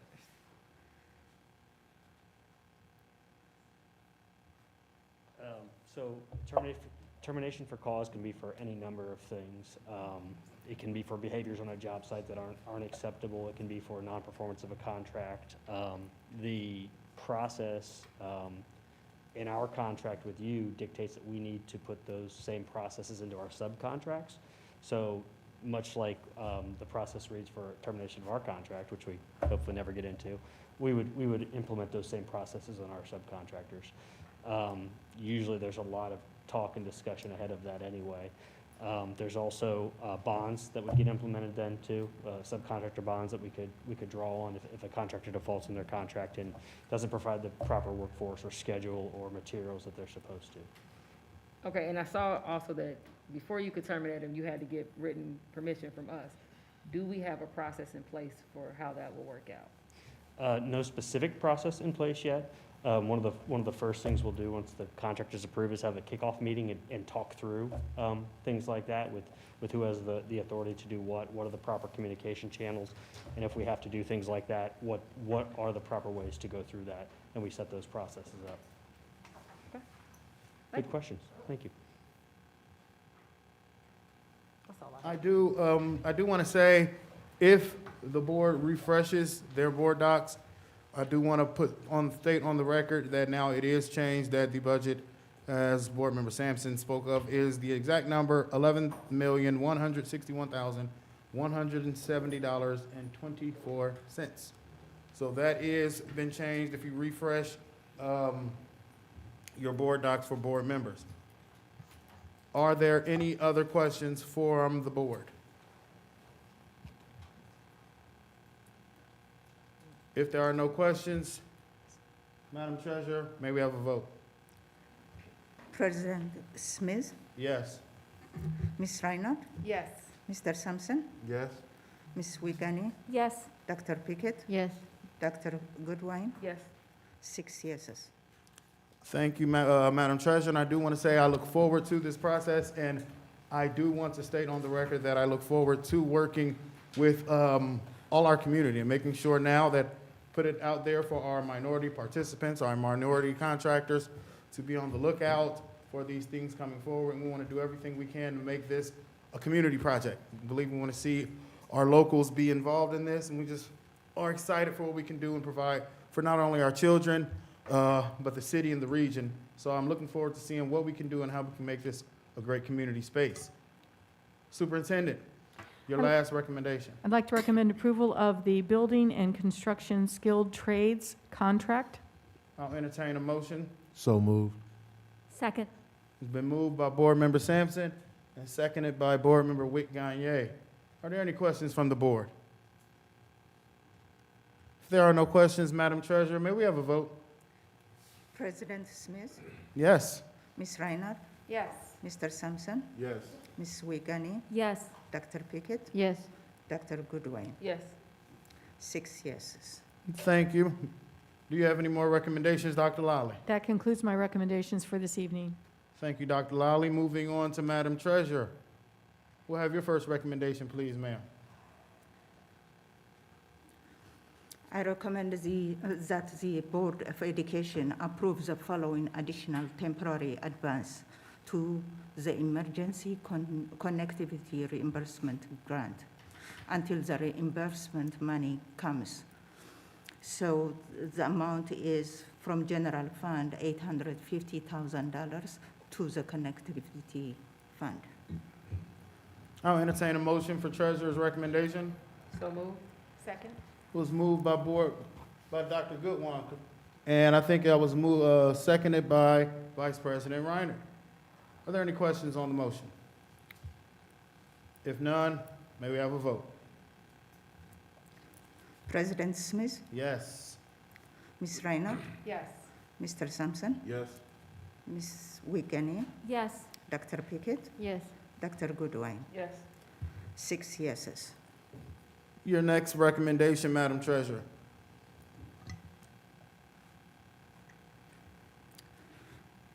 I recommend the approval of amended certificate of estimated resources.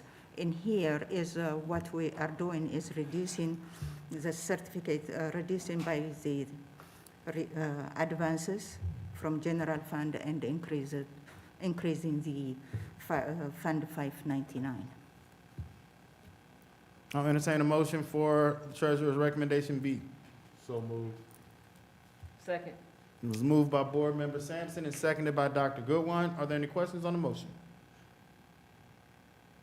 If there are no questions, may we have a vote? President Smith, Yes. Ms. Reinhardt, Yes. Mr. Sampson, Yes. Ms. Wiegany, Yes. Dr. Pickett, Yes. Dr. Goodwin. Yes. 6 yeses. Your next recommendation, please, Madam Treasurer. Okay. I recommend the approval of the appropriation. And this one is, we are increasing the appropriation to, in Fund 599, and that's the reason why we are amending on this one. I'll entertain a motion for the treasurer's recommendation. So moved. Do we have a second? Second. It was moved by Board Member Sampson and seconded by Vice President Reiner. Are there any questions on the motion?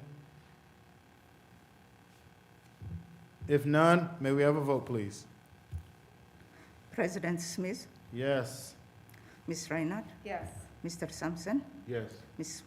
Wiegany, Yes. Dr. Pickett, Yes. Dr. Goodwin. Yes. 6 yeses. Thank you, Madam Treasurer. Your next recommendation, please. Okay. The next one is a monthly financial report for January. The Finance Committee reviewed the financials last Thursday, and this one is coming to the approval of the board. I can summarize, since this is very lengthy, I can summarize. Yes, ma'am. If you could, especially with the absence today of Board Member Lacy, who is Board Chair for the Finance Committee. If you could give us a summary, I would appreciate it. Okay. What we show is general fund revenues and the expenditures comparing to the forecast. So the revenues and the expenditures of general fund compared to the 5-year forecast, we are within the forecast. We compared fund balances to the forecast. We are a little bit higher in the actual than the forecast, which is very good. Revenues, and the next page is revenues. We compare our revenues in January of this year to the last year in January. And what we show is an increase of 1.4 million for our property taxes. The reason why is due to the higher valuation and collection in January. Also, revenues from the state decreased by 32.9 million due to the HB 110. Advances in general fund increased by 16.8 million due to the repayment of advances from the grant funds to the general fund. We advanced them last time, and they collected money, and the revenues came. Salaries and benefits increased by 4.2 million in general fund due to the increase in salaries and retirements.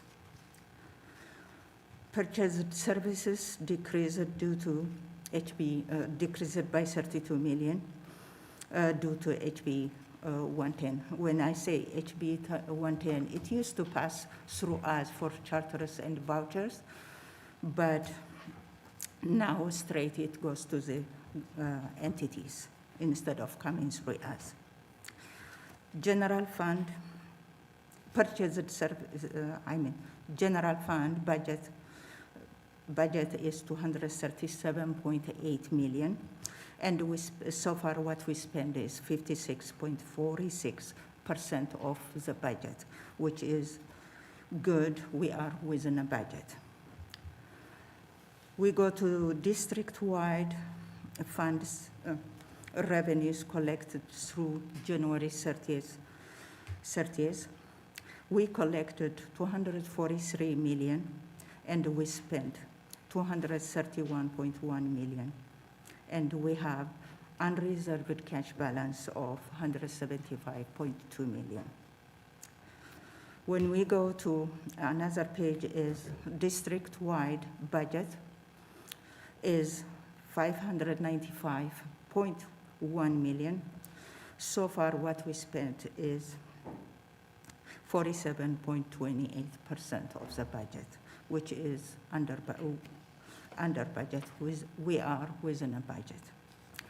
The next one is our investments. We invest in different banks. Our investments are with Star Ohio, Fifth Third Securities. The final page we show on this report is our cash reconciliations. We reconcile our cash and per book and our cash per bank agrees. So everything is in good financial condition. That's it. If you have any questions. Are there any questions for Madam Treasurer? If there are none, I want to say first, thank you for that presentation, Madam Treasurer. And then secondly, I'll entertain a motion to pass the recommendation. So moved. Second. It's been moved by Dr. Pickett, seconded by Board Member Sampson. May we have a vote? Okay. President Smith, Yes. Ms. Reinhardt, Yes. Mr. Sampson, Yes. Ms. Wiegany, Yes. Dr. Pickett, Yes. Dr. Goodwin. Yes. 6 yeses. Thank you. Your next recommendation, please, Madam Treasurer. I recommend the approval of the minutes for January 11 and January 18. So moved. Second. Moved by Board Member Wick Gagne, seconded by Dr. Goodwine. Are there any questions? If there are no questions, may we have a vote?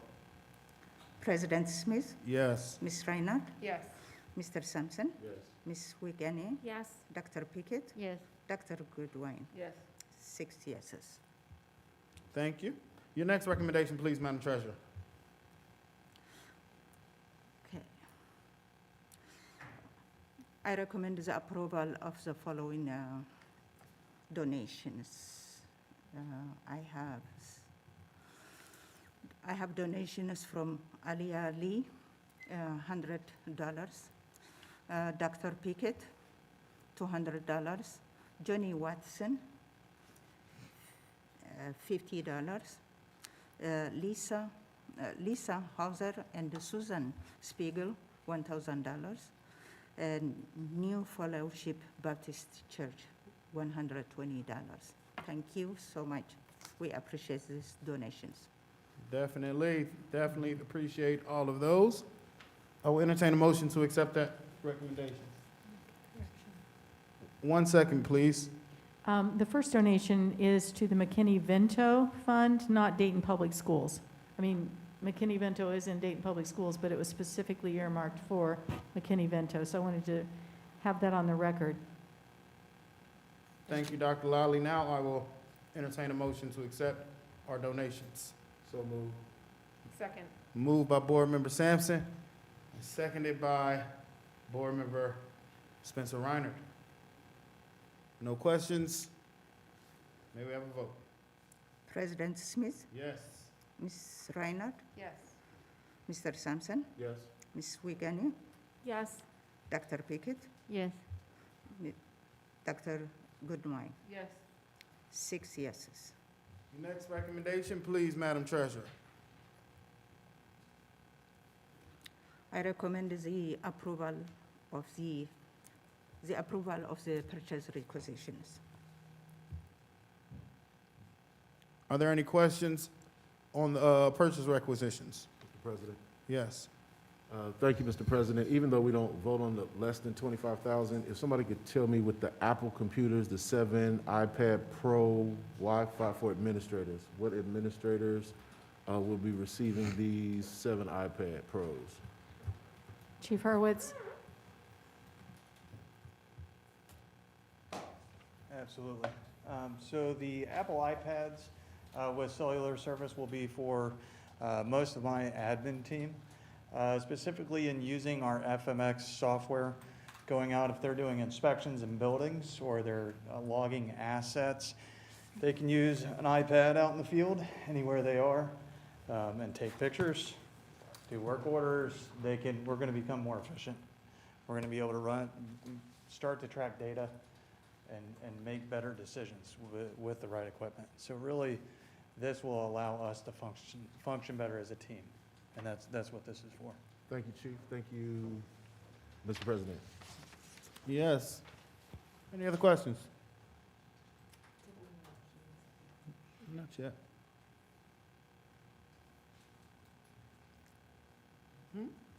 Not, I will entertain a motion to accept this recommendation. No, who moved the date and who? We are asking for the motion now. So moved. Thank you, sir. Do I have a second? Second. Was moved by Board Member Sampson and seconded by Dr. Pickett. Are there any following questions before we vote? If none, may we have a vote? President Smith, Yes. Ms. Reinhardt, Yes. Mr. Sampson, Yes. Ms. Wiegany, Yes. Dr. Pickett, Yes. Dr. Goodwin. Yes. 6 yeses.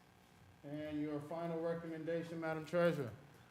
I recommend the approval of the and now as indicated. Thank you. I will entertain a motion to pass the then and now. So moved. Second. Moved by Board Member Sampson, seconded by Board Member Witt Gagné. Are there any questions on the motion? Down here.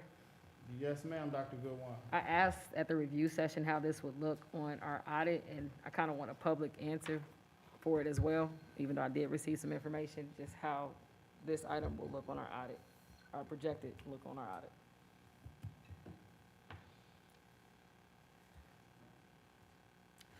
The auditors will determine whether it's public purpose or not. Any further questions?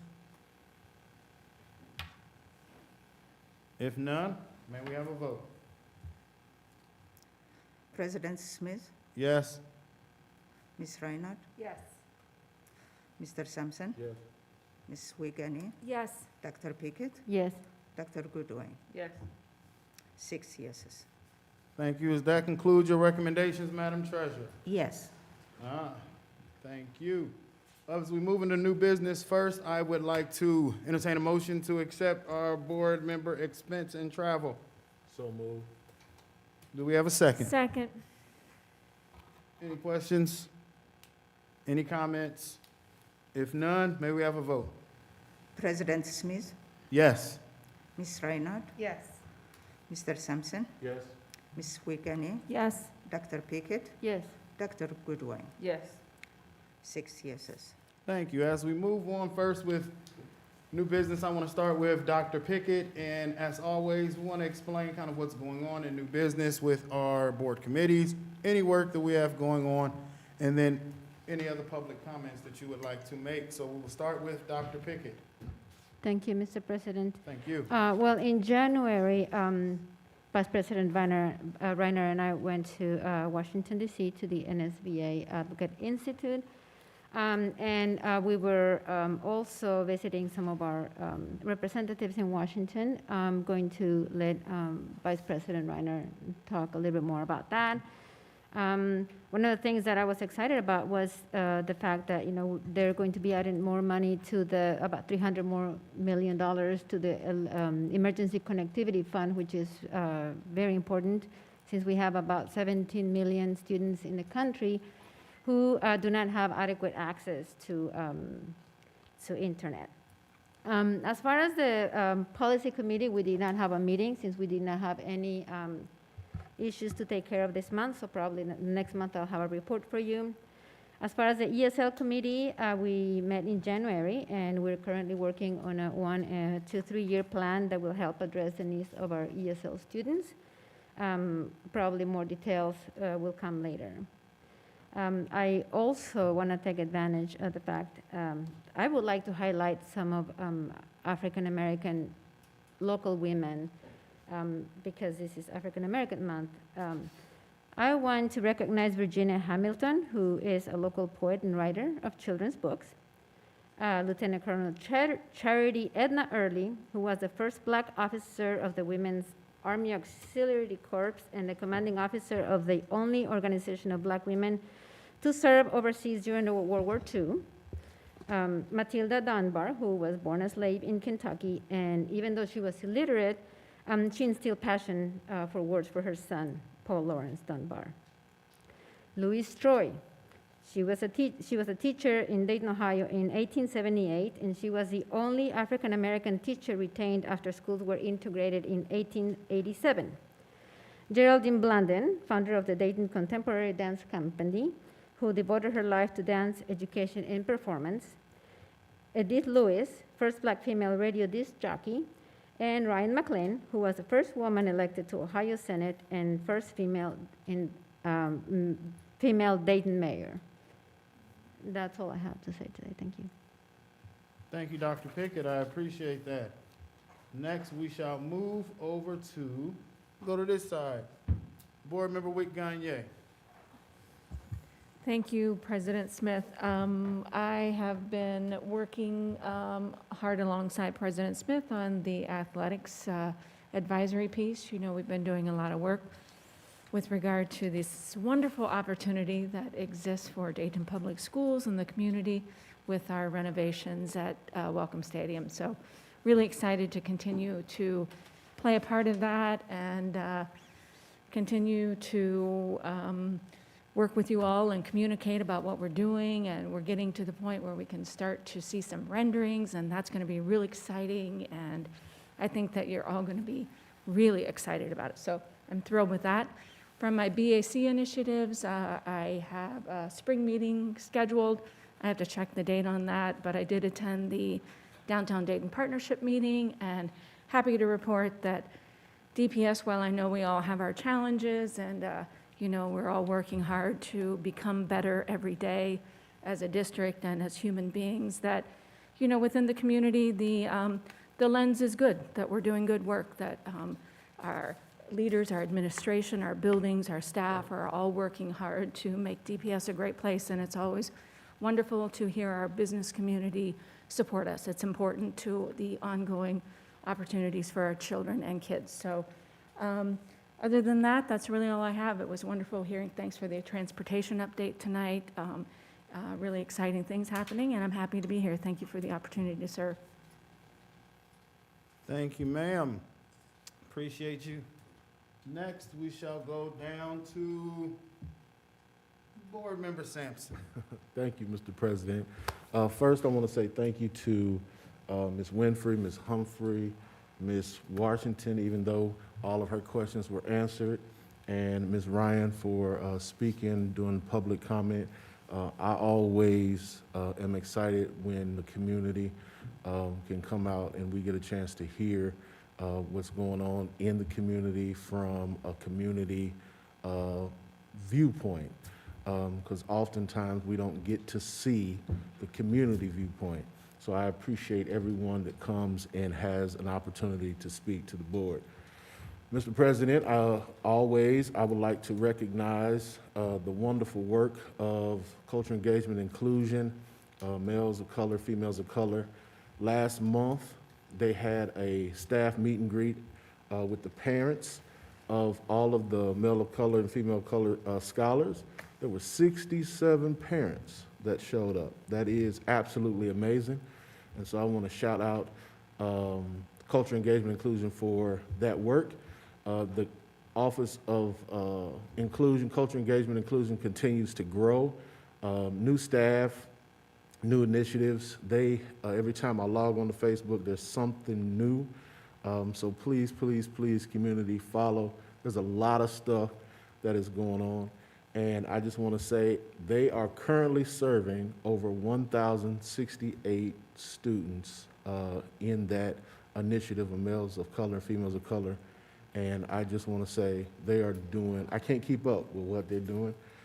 So I just want to appreciate all that is going on to make a difference in the lives of Black and brown youth. Thank you, Mr. President.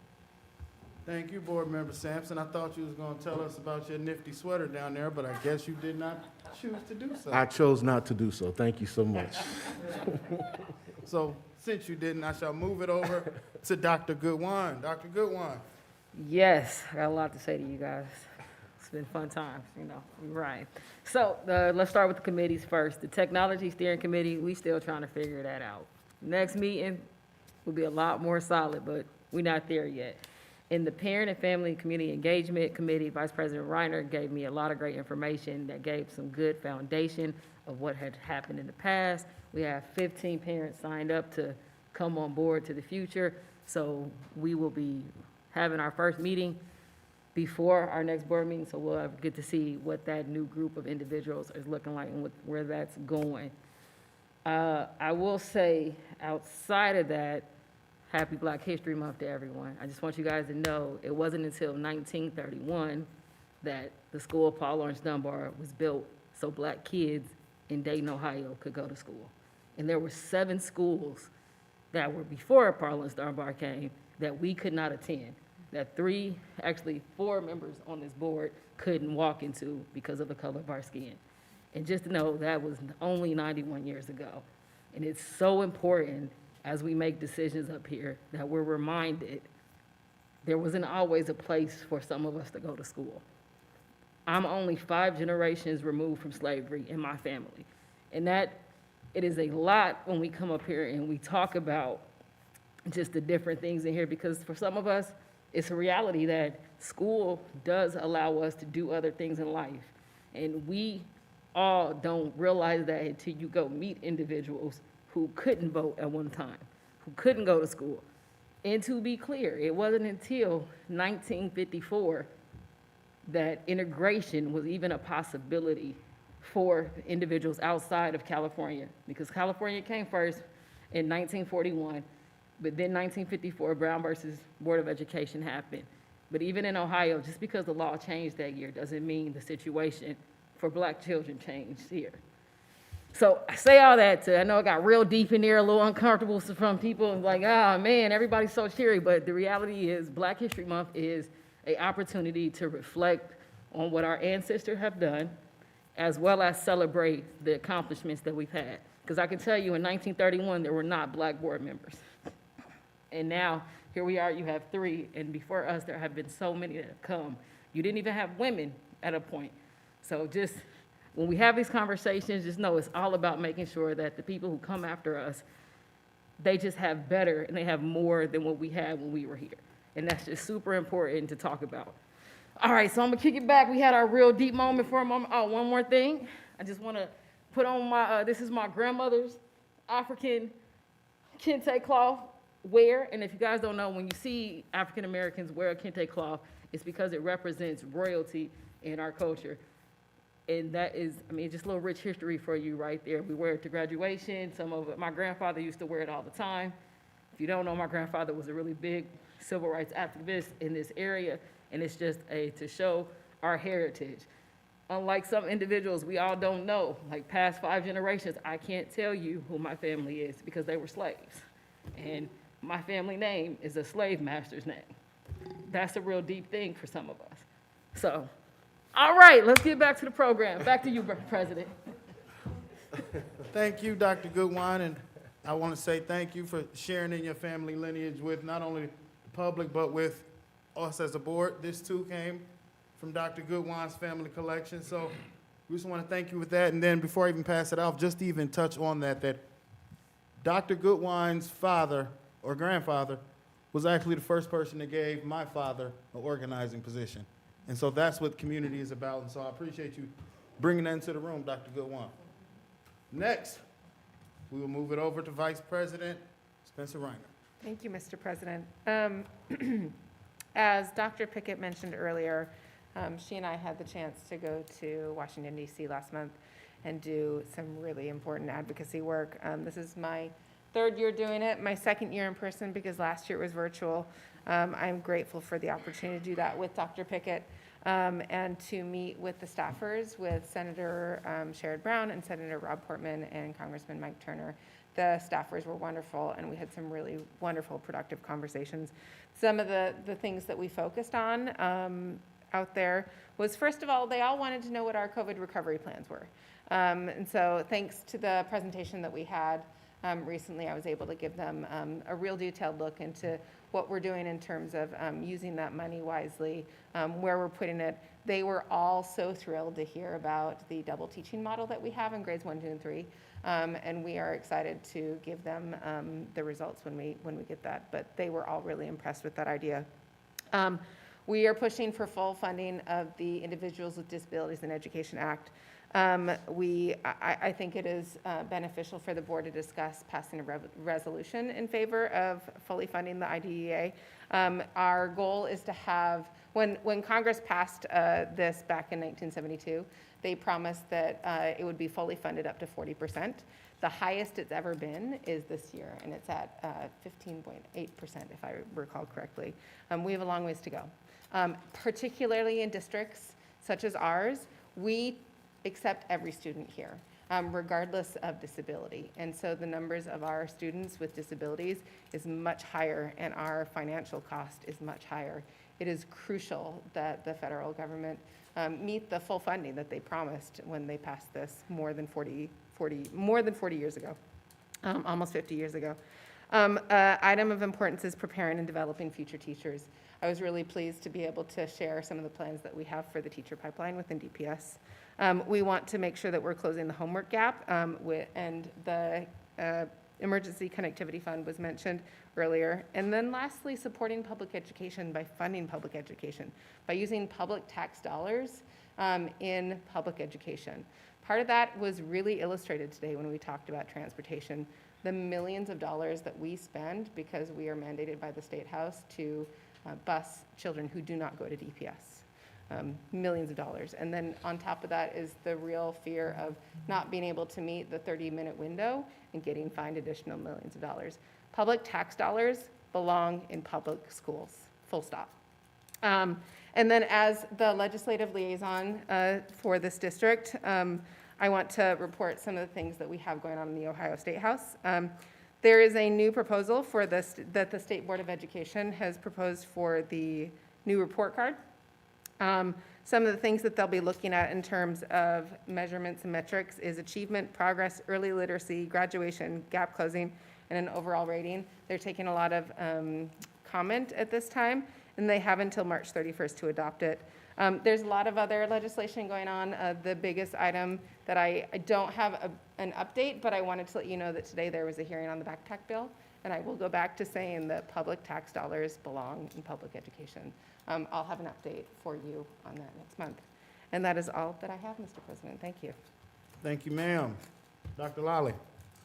Thank you, Mr. President. We've spent the last 2 weeks staffing for next school year, and what that entails is that we have Dr. Burton, Chief Harmon, Executive Director Maney, the school chief involved, and Chief Murdoch in the room with the principal who comes in and talks about any anticipated vacancies and any needs that they might have for the next school year in order to offer certain electives or to offer certain supports for students.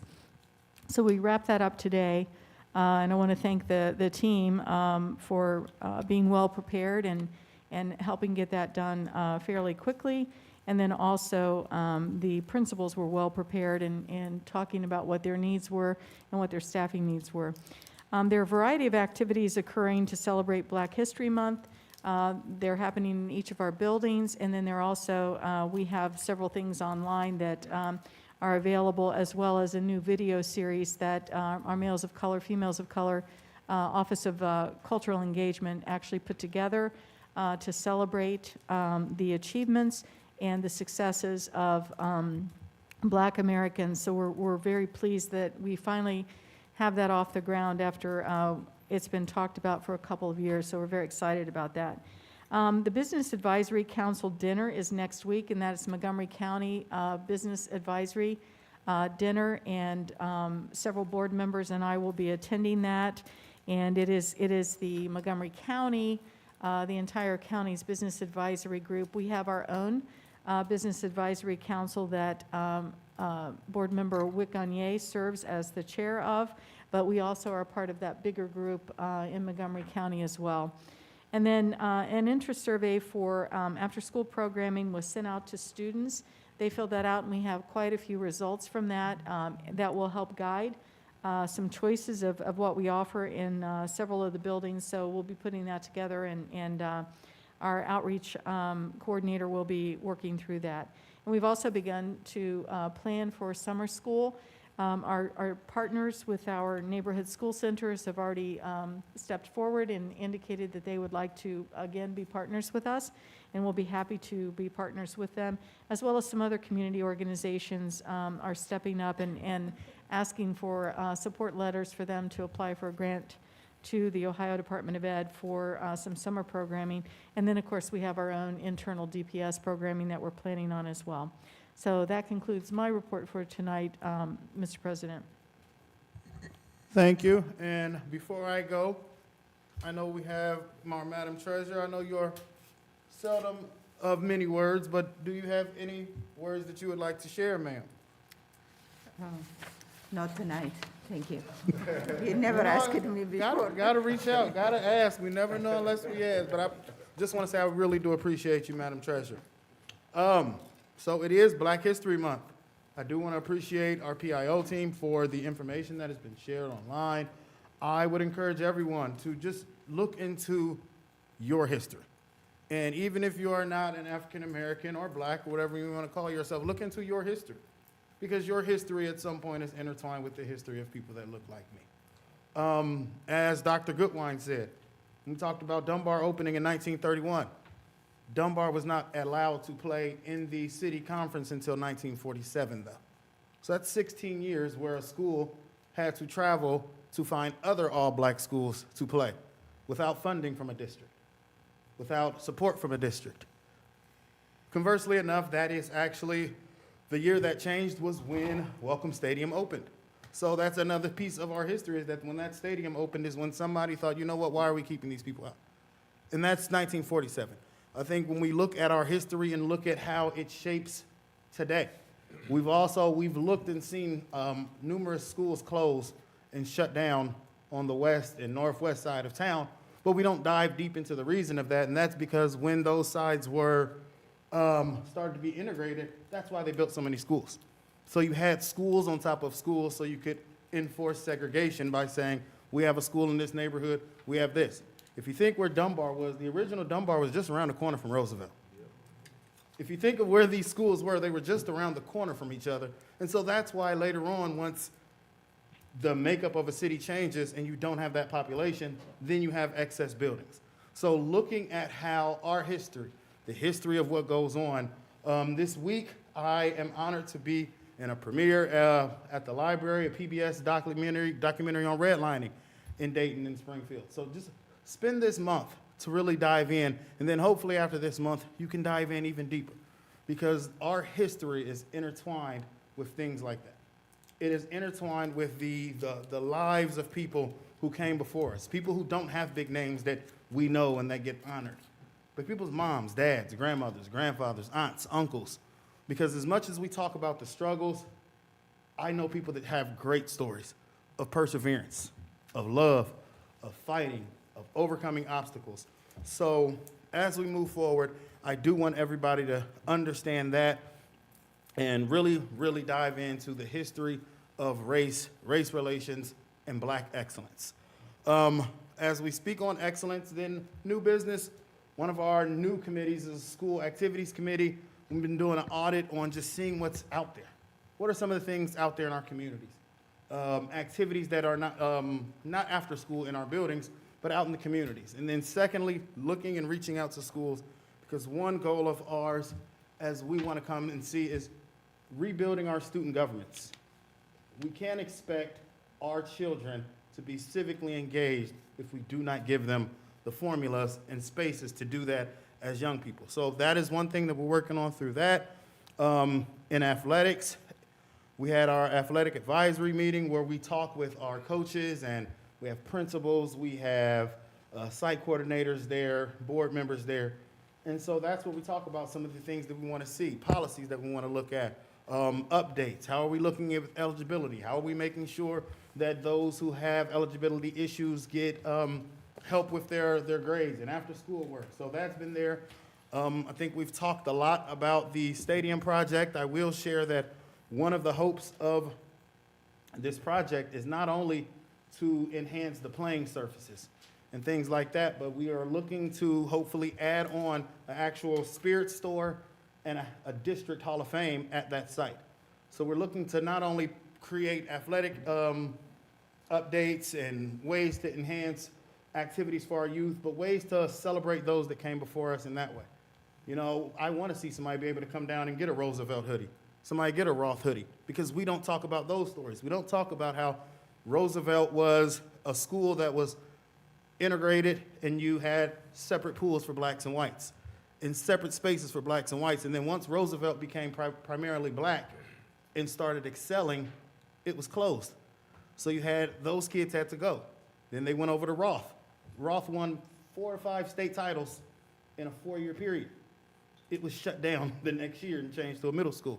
So when we talk about those are the kind of things that our history is in, and you have people, that's not a long time ago. That was the year or so before I was born. So that's not a long time in history. So we're working on that. We'll have more information coming out about the stadium. Just wanted to share some of what our vision is and what we want to see there, so we can even add pieces that bring revenue back into the district from these spaces. Outside of that, please take care of each other, love each other, lift each other, respect each other. I want to say thank you to everybody in this district. And with that, I want to move and say that pursuant to section 121.22G2 of the Ohio Revised Code, I move that this board go into executive session.